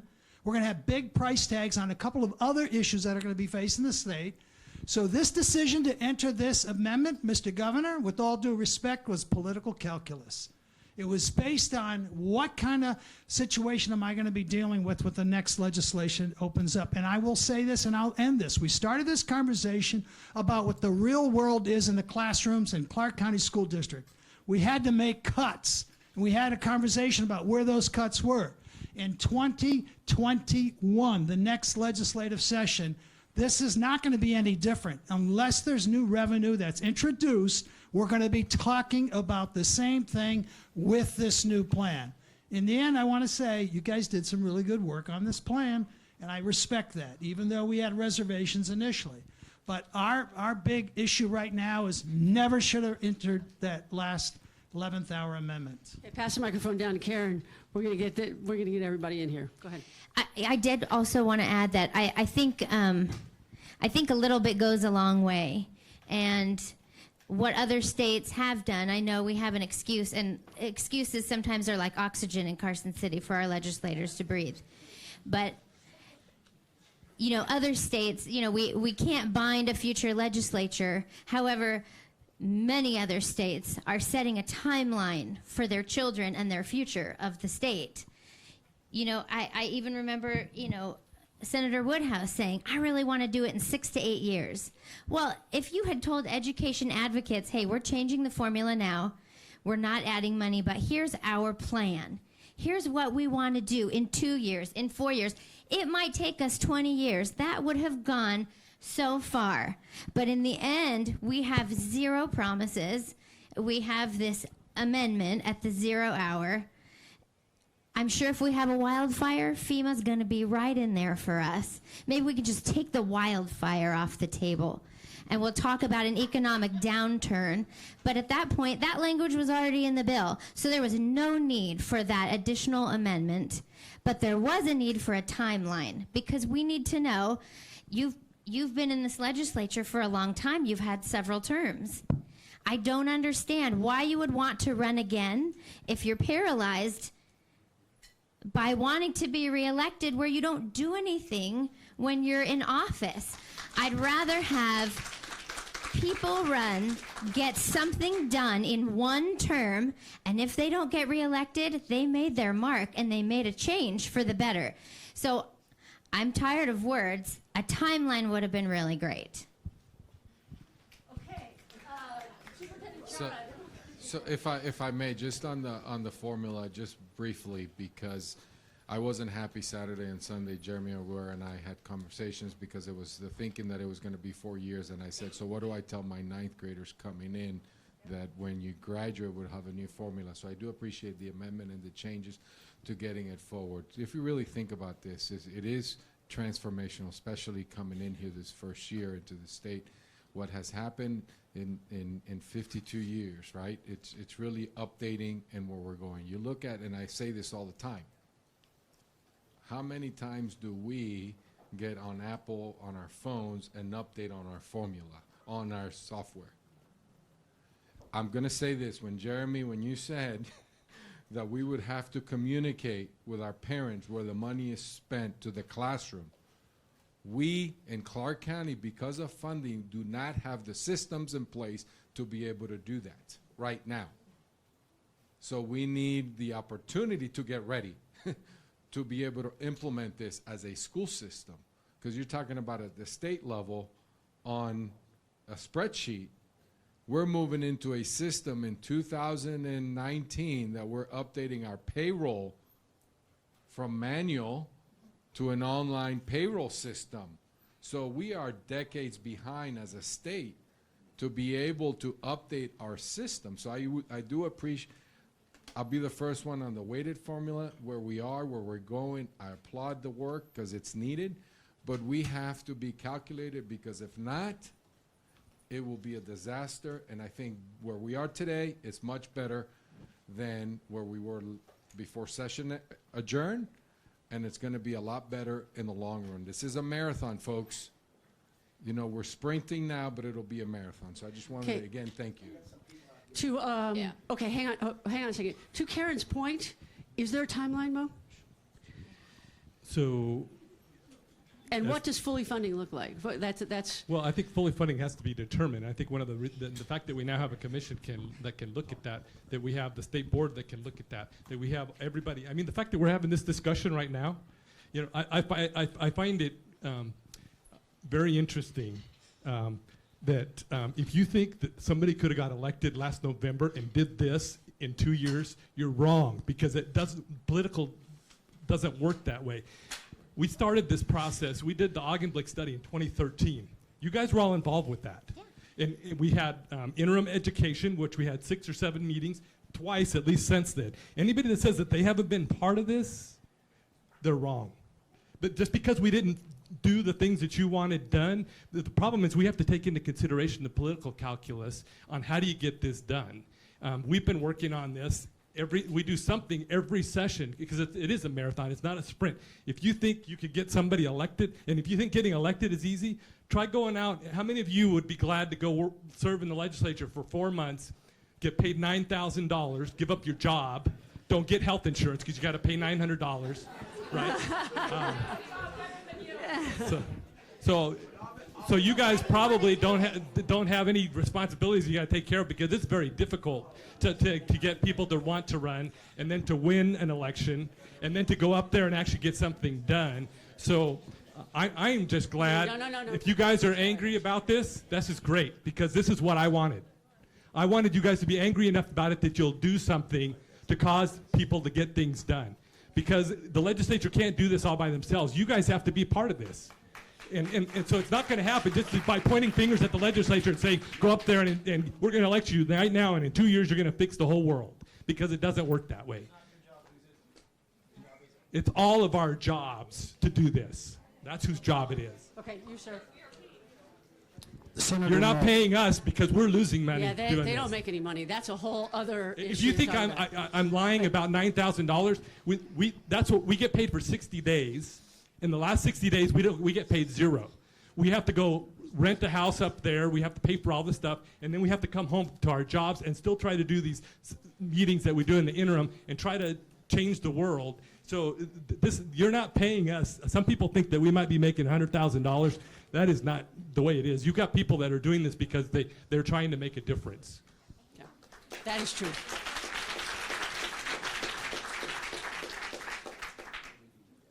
Senator Moe, I hear your frustration. I'm a parent. I feel like a disgruntled customer. So I understand your frustration. Please understand ours.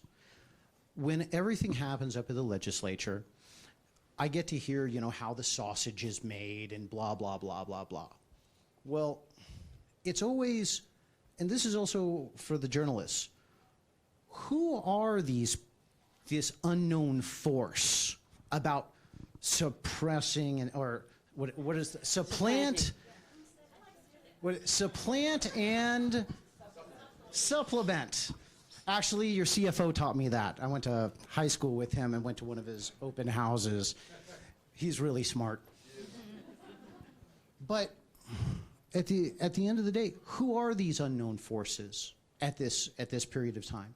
And I totally disagree with you, Senator Woodhouse, that everybody in the assembly cares about the children. You two, I do know, have tried harder than anybody else. And I thank you for coming here to actually be in the lion's mouth.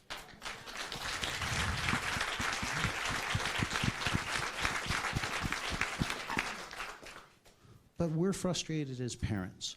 I want the journalists to take note of who are these people that all of a sudden say, oh, the pot money gets shifted from here to there or whatever, because it always seems to be some invisible hidden force. I never get an email back from you, Senator Woodhouse. You're my senator. My cousin is in the assembly. She doesn't even call me back. So, and I doubt I'm going to get an invite over to their house anytime in the near future. But please, who are these hidden forces? Who are these people that do this? Why can't we shine a light on them like cockroaches in the kitchen and make them go away? So either one of you want to take this? Let me take a stab at a little bit of an answer that I've heard about. There are huge mental health issues in this state that need to be funded, right? There are huge health care issues in this state that need to be funded. There are other things that need to be funded that legislators run on and people care about as much as they care about education. And so you're weighing all of those things. But to his point, I see a lot of the sausage get made in committee meetings. How much doesn't happen in actual committee meetings? Mo? I mean, a lot of stuff happens because people talk and they have different things that they do. So there's a lot of things that are going on. It's not like we go to a committee meeting and then we sit around in an isolated chamber. Right. Right. So we all talk to each other. And so there's a lot of stuff going on. So how do we know? Like, we have constituents. You wanted the funding. I've heard that there were specific legislators who were standing firm. It sat in the assembly for a long time after you guys put out the bill. So how do you convey, we're talking about transparency, to your constituents how this works and why education isn't getting what everybody here thinks it needs? I think having people have these kind of discussions, I think is important. And I think all of folks here need to go out and talk to others. I mean, I think the more that when I first got elected, my son's a senior in high school, Rancho, this year. I mentioned that. I got his report card yesterday. He got 101% on his physics honors class, and he failed the class. I wasn't here. I was at the legislature. My wife is a teacher. Because he had the opportunity to be on the robotics team this year, he missed the day that they'd offered a test. That test was worth 40%. And so he got a 0 on that test, got 101 on the final, and still failed the class. Now, I care about all the kids, but when I started the legislature, my son was born when I was in the assembly. And now he's a senior. And I did it to make things better for my kids. And my oldest is now 34. Sometimes it takes a long time to get things done. I wish we could do it quickly. And I used to say I did this for my kids. Now I'm saying I'm doing it for my grandkids. And the thing is, you can't give up. Because if you give up, nothing will get done. At least we're making progress. And I'm glad that we're having this discussion tonight. Because I think we can get to the adequate funding. If we all do something about it, but we haven't done enough about it. When I was in the assembly and we had a meeting, our education meetings, we had a few of the advocates, but we didn't have all the rest of the community that was there. If you go now, the meetings are full. There's parents there. There's there's business people there. There's all kinds of people that come to those meetings. So we've come a long ways, but we got to continue, and we will get there. But we can't. What we can't do is start pointing all the fingers and say, we got to do it like these guys, or we got to do it like these guys, or we got to change this, or we got to change. We just have to work and work together and figure out ways to work together to get it done, because otherwise it won't get done. What you guys have to stay over here with them? Never mind. I'll get these guys. You've already spoken. It's a free system. We have a problem. We have a problem with this system. Good evening. My name is Susie Au. I'm a parent. I'm a taxpayer. I'm a citizen. I'm a product of CCSD. I volunteer tirelessly. I live at my schools. I live with the PTA. I try to live with every way that I can find to help. I've been in meetings with both of these senators. I've been in meetings with Dr. Jara. I keep hearing all the buzzwords. I keep hearing all the excuses. I have kids that are weighted on both ends. I've got a special ed, and I've got a special ed who I fought like hell to get recognized, and turns out he needed a hearing aid that nobody ever caught. So now maybe he might get to read because I fought like hell. There are parents in this state, in this country, that don't understand enough about how they are able to fight to even accomplish those goals. But when I hear constantly the words supplement, supplant, educated professionals in this room with me right now that don't understand the difference between those two, that don't understand the plan that we had, that it takes somebody like me trying to educate myself to try to teach my fellow parents to the best of my understanding. And the excuses that I don't have the means, I don't have the way, I don't have the channels and the distributions and the ways. Respectfully, sir, you do. There's Twitter, there's Facebook, there's a bunch of cameras, and I challenge you to stop looking for a story and instead communicate education to our fellow citizens. Because a room this small will not change anything.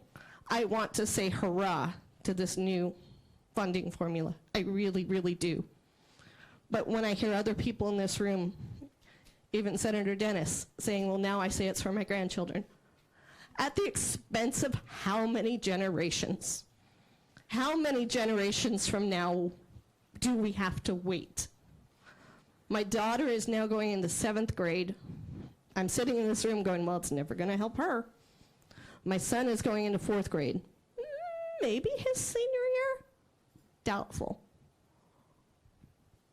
What is it going to take to all of us stop talking at each other, to stop throwing all the damn buzzwords out to each other, and to stop making the excuses and stop making. I'm a mother. If I need to communicate something to somebody, I will communicate it. My husband accuses me all the time. He calls me the mayor, and he tells me I hijack communication channels. Well, my daughter's in a kindergarten class, and I have 29 families contacting me going, well, you're not afraid to ask questions. What is this, and what's that, and why does this date say this here and that there? I said, well, I'm going to get efficient about this. What's this groups button on Facebook do? Now, I have schools going, well, we're not allowed to officially say that, so could you say that on that page? It's ridiculous. But I don't know if I'm mad, I don't know if I'm sad, I don't know if I'm frustrated. But then I hear all the things about, well, then there's money that goes to charters, and there's money that... Do you understand that my daughter's middle school cut down to try to save teachers down to 1 dean last year?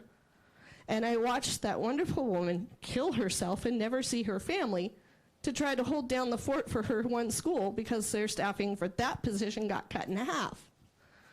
Teachers live at their schools. The press is coming out with things blaming the teachers. Oh, well, we have this great new funding formula, but the teachers got a raise, so it's their fault. Baloney, it's not their fault. They deserve to eat. But it sounds cliche, but I told a friend the other night, I'm like, forget senior citizens choosing between eating and having their medications. It's going to come down to families choosing, do we need to move to another state, or do we have to sell everything to go to private schools? But then, when you're aware like I am, I know I'm only hurting my fellow citizens because now I'm going to take funding away that's not going to go to those kids because it's going to go to XYZ land. How do I educate my kids? How do I have pride in the system?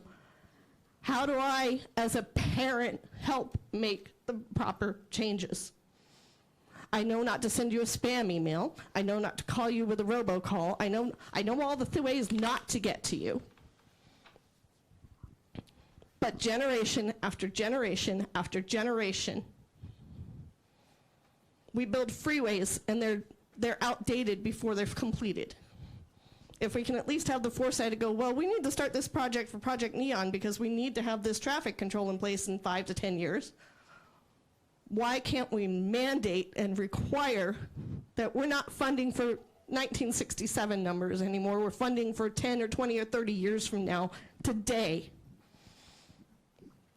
Because you're going to have to the point where you finally get the funding in place and the formula's right and where you're satisfied with it, and the teachers that we could have teaching our children and the administration that we could have running our schools will have long since gone on to other careers because they can't afford to do it and they can't handle the stress level in their health. Thank you.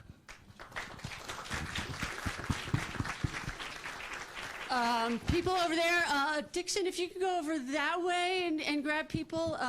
Meanwhile, since you are sitting here, Danielle, I will give the microphone to you. Senator Woodhouse and Senator Dennis, I'm a supporter of both of yours, and I really appreciate the work that you put in to getting this funding formula done. I know it was not easy, and it's been something that a lot of people have known has had to change for a long time. Really appreciate the efforts. I do wish there would have been a harder push at the end to not change anything and not change that language. To answer your question, Senator Dennis, I'm a single mom. I have 2 children. I have 12 nieces and nephews, 6 rescue animals, and a business, and I make less than you mentioned every single month. In fact, I spent more than I'll make my first year to self-fund my campaign. So there are a lot of passionate parents and people who would take on that workload if we had the opportunity. Who in this room is an elected official? If you are, please raise your hand so we can see who is actually an elected. How many elected officials do we have? A few. I do not agree with your statement that it is everyone's responsibility. I think it is our responsibility to get things done. We have promised the majority of people in this room that if they gave us their vote that we would fight for them. And I know that you are, and I think that probably your statement about it being everyone's responsibility is a little bit of a defense mechanism. I think at this point we need to just admit what we've done wrong so far, what has not been working, stop placing blame, and look for solutions. Superintendent Jara, you've said a few times that it's a marathon. It can't be a marathon. It needs to be a 5K. And we need to jump in cars and finish it. We do not have the time or the resources to last a marathon. Okay, so let's all stop bickering, stop blaming each other, put the pressure on elected officials, and hold us accountable for the promises that we made you. And stop making it the public's responsibility. Instead, ask the public to please support us. Hand the microphone to Poonam, and I'm going to talk to that gentleman back there, let that gentleman back there talk in blue shirt, and then we'll go back to you. Right. So I'm both heartened and a bit tortured, frankly, sitting here. And here's what I'm heartened by is, man, there's a lot of positive intention in this room. I want to say that I'm a constituent of Joyce Woodhouse's, which is what caused me to put my entire life on hold and spend the last month trying to pass SB 543. So I've got a little stake in it. I'm going to acknowledge that. I will also, it's important to know that but for these two human beings who will not seek re-election to the positions that they hold, they went for it. They went for it. So for all that it may not be, it's only taken us 52 years to get here. That counts for something. I want to avoid, if we can, let's challenge ourselves as a community to lose the word but and substitute the word and, because this stuff is insanely complicated, and it's not this or that. It's this and that. It's me and you. It's this organization and that one. And I just want to remind us that ultimately it's not about only one person's job. I don't care who the person is. It is about we the people. Remember back, I've been here a long time. It was in the 1990s, maybe it was the late, I was at the Chambers in early 1990s. This community said, whoa, there's 7,500 people moving in every month. We've got a new school that needs to be built every month, and we got to come up with money to pay for it. We, the people, went to the ballot, and we said, please impose a tax on us, because given a guarantee of a seat to every kindergartner that shows up matters. We did that. We did that. In Washoe County, they just did it as well. So there is no shortage of make us a strong case. We, the people, are going to be responsive. That is what we've always done.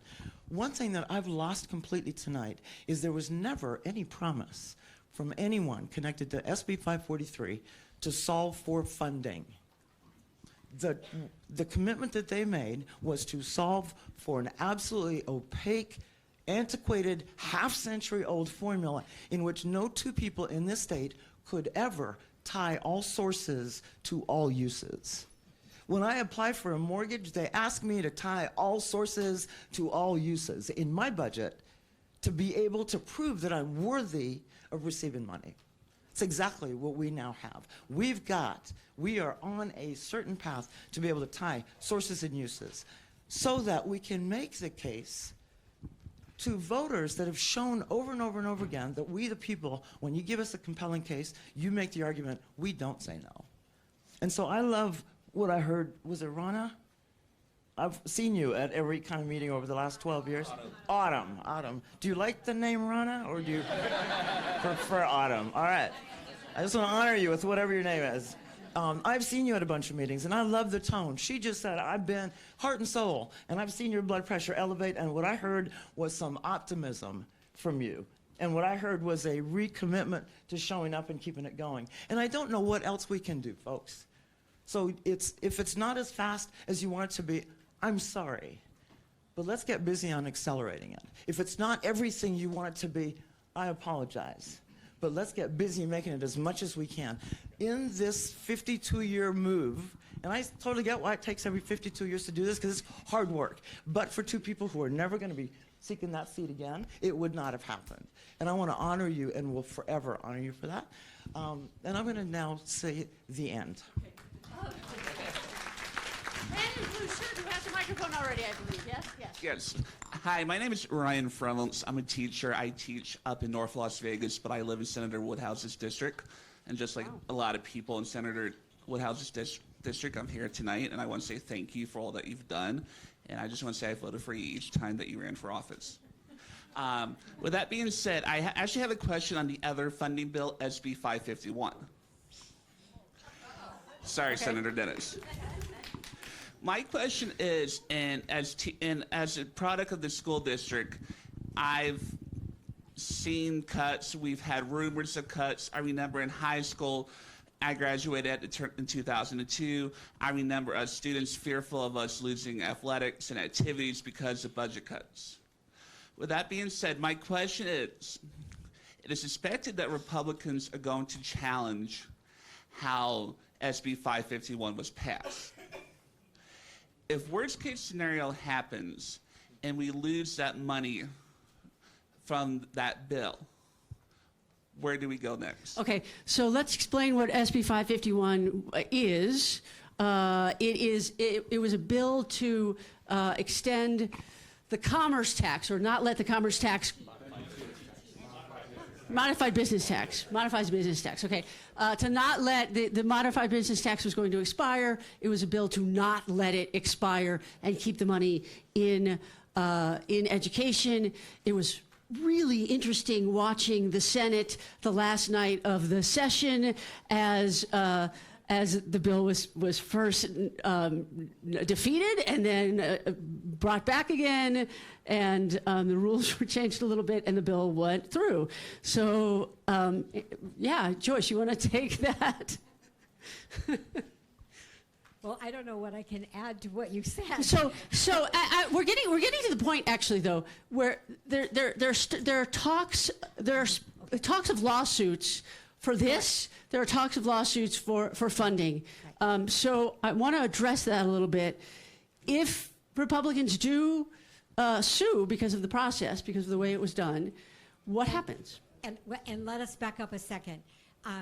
The charge is that by passing SB 551 as we did it on a majority vote because we were, as Carrie said, we didn't have the vote to pass it with a 2/3 majority, and so that is the rub. We couldn't pass it with a 2/3, so we brought it back and we passed it as a majority. So the challenge from the Republican side is they may, the last tweet I saw before I came over here was they're talking about it, and if it does go to the courts, I hope it is handled expeditiously so that we know where we are, because Dr. Jara and the other superintendents in the state of Nevada need to know what kind of money they have coming, because they have a big chunk of money coming via 551. And if the court agrees with the majority of the Senate and the Assembly, we'll be fine. If they do not, it's going to probably cause the governor to call a special session. That's the only other idea that only thing I've heard. And with the word special session, we're going to go to John Velardita.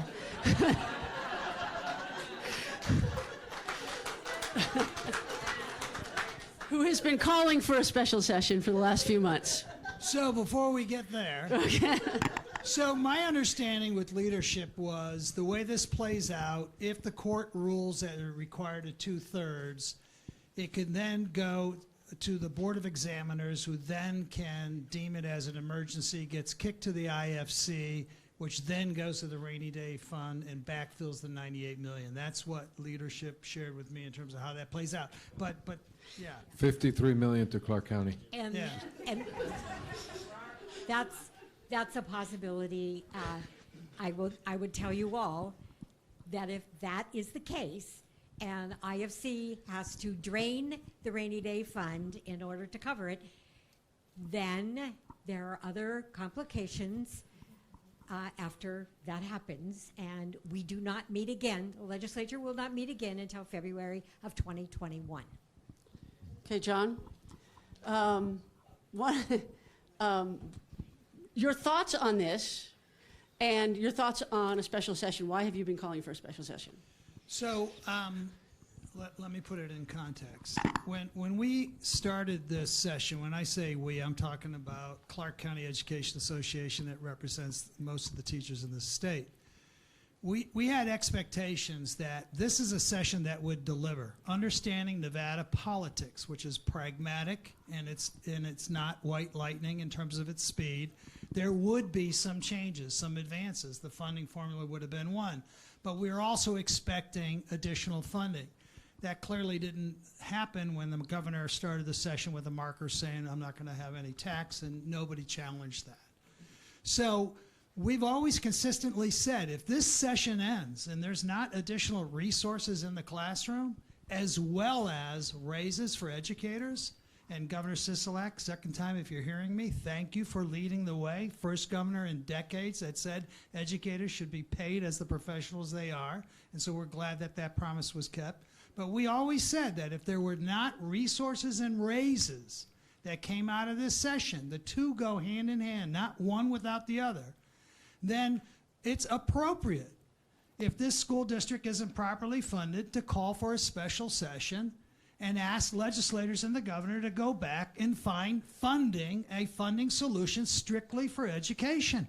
We've done it in the past under the guise of economic development. We've done it twice in the last few years. And so that was the idea behind what we're proposing. Now I'll say one more thing, and that's this.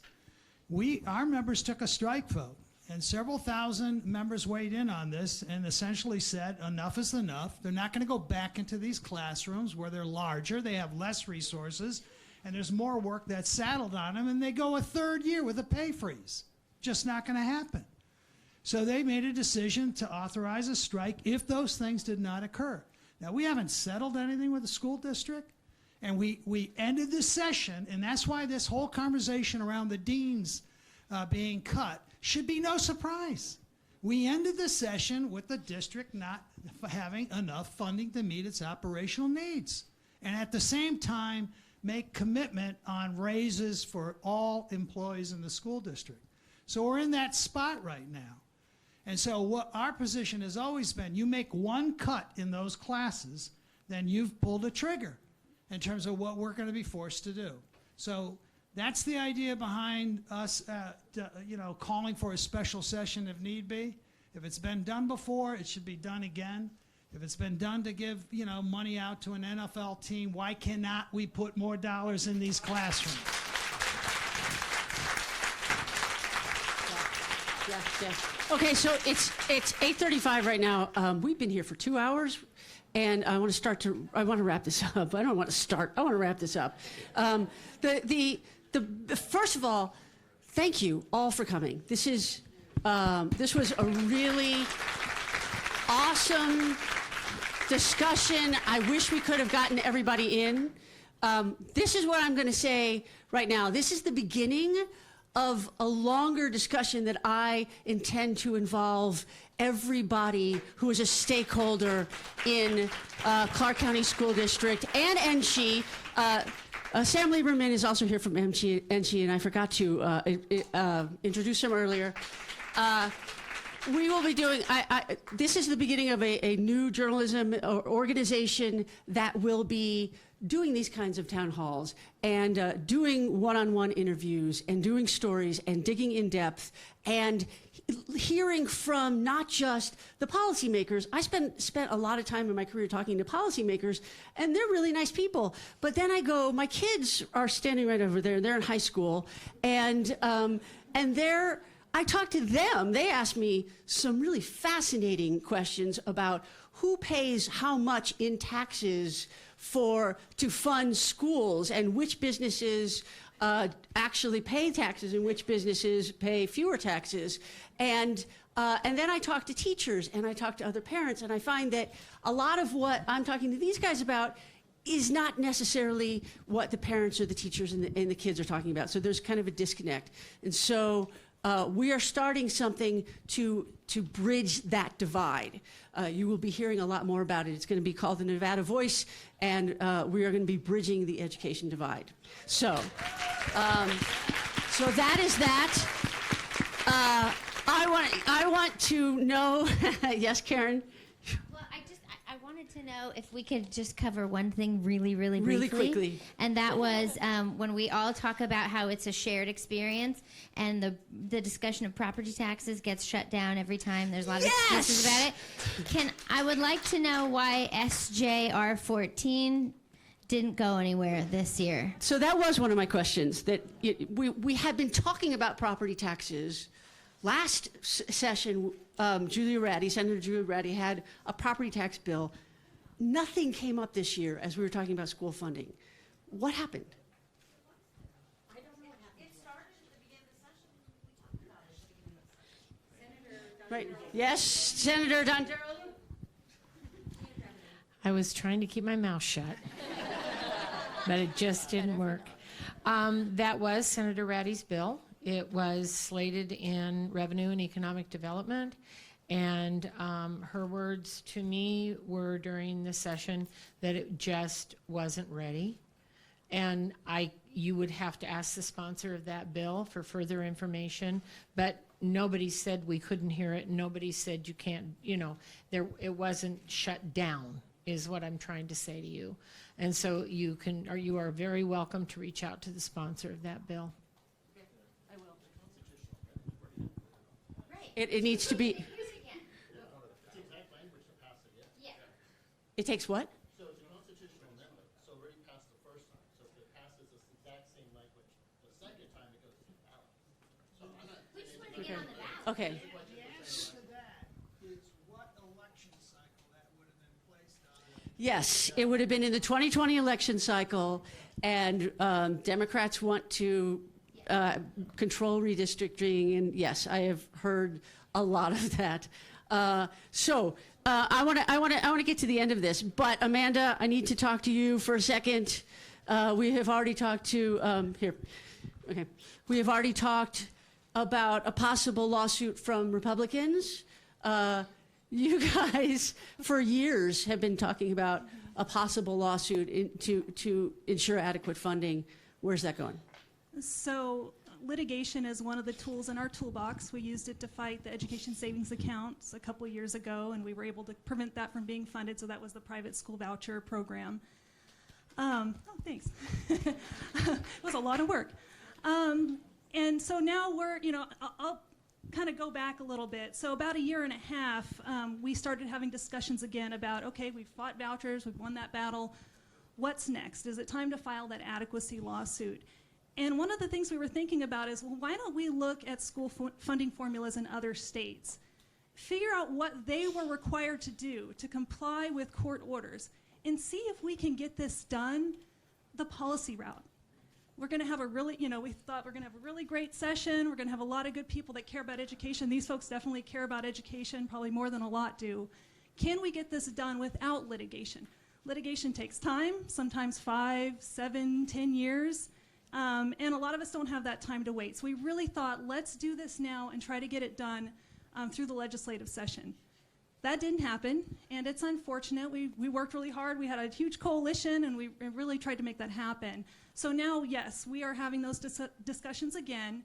It isn't a negative thing. It's not like, oh, let's sue them because they don't know what they're doing. It's not negative. If you ask Governor Inslee of Washington, he'll tell you that the lawsuit was the best thing to ever happen to him, because now the court is stepping in and saying, here's the parameters. It changes the discussion on whether we should be funding education to how are we going to fund education. So that's what these lawsuits do. So that is what we're working on now. We'll keep you posted. Okay. Hand the microphone back to Senator Dennis. I'm going to give you two the last word on this. We are at almost 9 o'clock, or 8:45 here. We've been sitting here for a long time. If you could change one thing about this session, what would it be?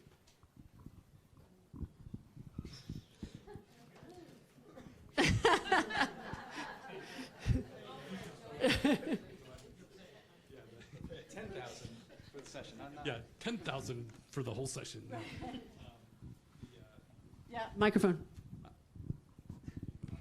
I don't know, having served multiple sessions now, I'm sure there's a lot of things we could have done, but I mean, the fact that we were able to just get it done, even though there was 1 minute left in the session, for all that work that we did to get it through, you know, I mean, that made everything else worth what we did, and I don't know if there's just... So what about starting the discussion in February when you've started? We started the discussion in 2013. Right. So this wasn't, we were writing the language for this before the session started. So, and we had Augenblick that did studies both time, and they did, so all of that stuff was happening.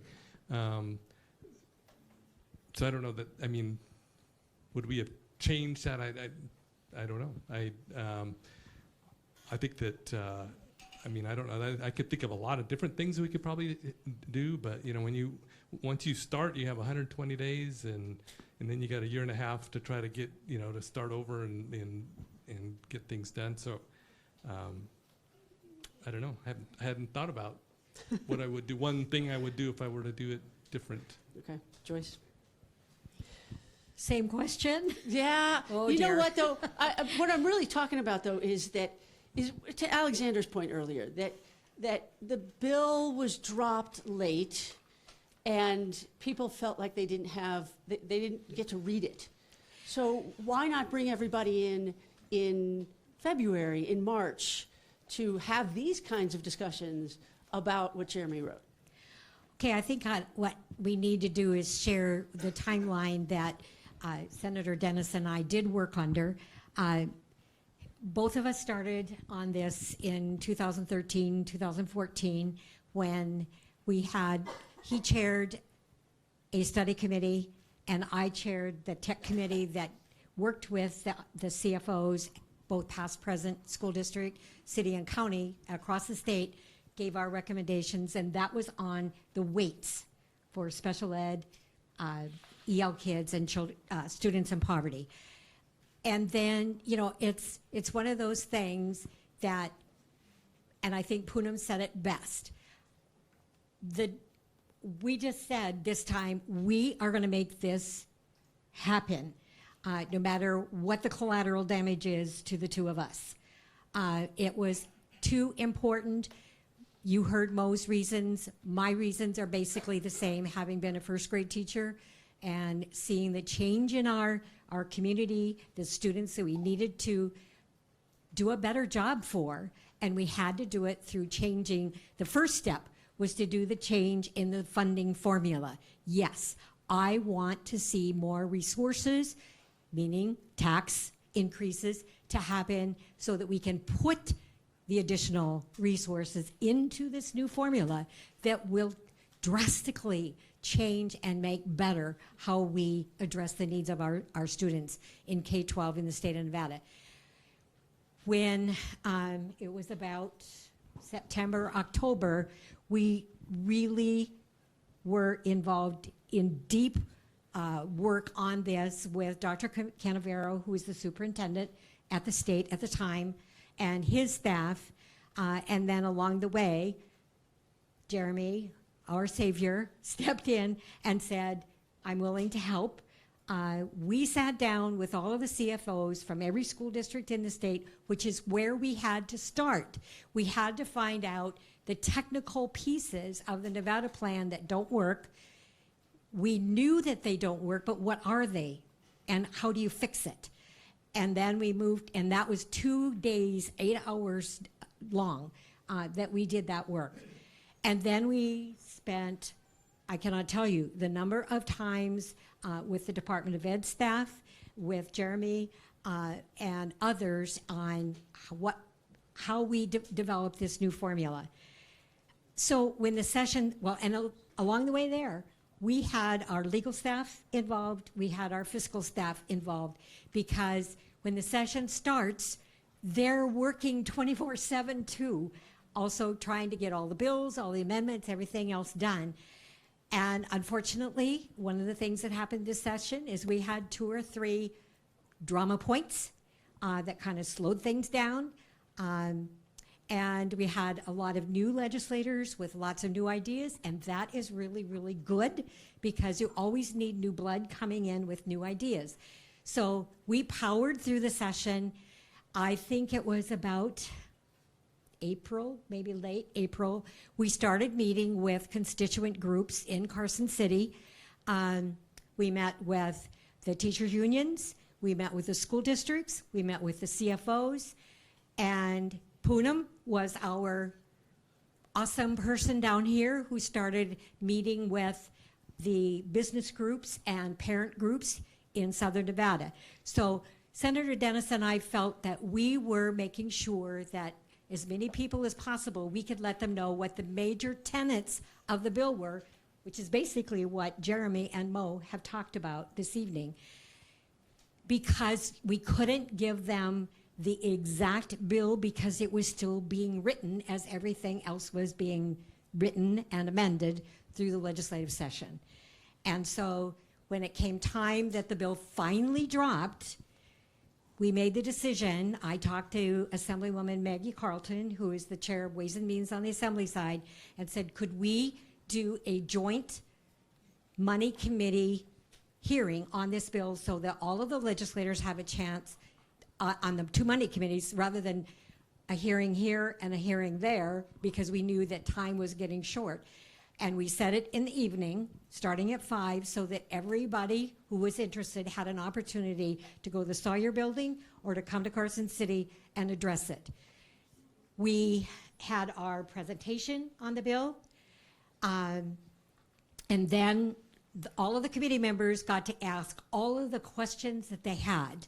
Some of them, and along the way, we also met with the caucuses, Senate caucus, Assembly caucus, Democrat, and Republican. All of the legislators had a chance to hear what we were working on.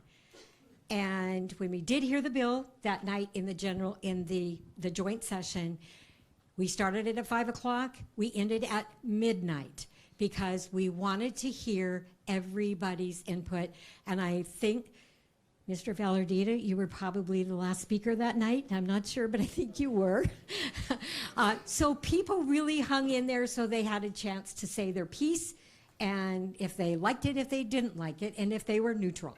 And we had them across the board. And at that point, then the Senate Finance had the responsibility then to take the bill and start moving it, which is what we did. Came out of the Senate, went over to the Assembly, and in the meantime, I have to back up too. The other group that we kept involved was the governor and the governor's finance office. So, plus the new superintendent who came in midway during the session. So we were trying to keep everybody apprised of what was going on, had an opportunity to ask and answer their questions. So all I can say for Mo and I is we did the best we could under the circumstances to accomplish our number one goal, which was to redo, modernize the Nevada plan and have a new Nevada education funding formula. And that's where we are today. This is the first step in many more steps yet to come. And we're here. I think everybody here, and I hope all of you, will continue to support what we need to do going forward for the children who are in our schools in Nevada. Cool. Thank you to everybody who showed up to sit on this panel. I very much appreciate it. Thank you to all of you who came to tell us what you think, and we will be talking in the future. I appreciate you all being here.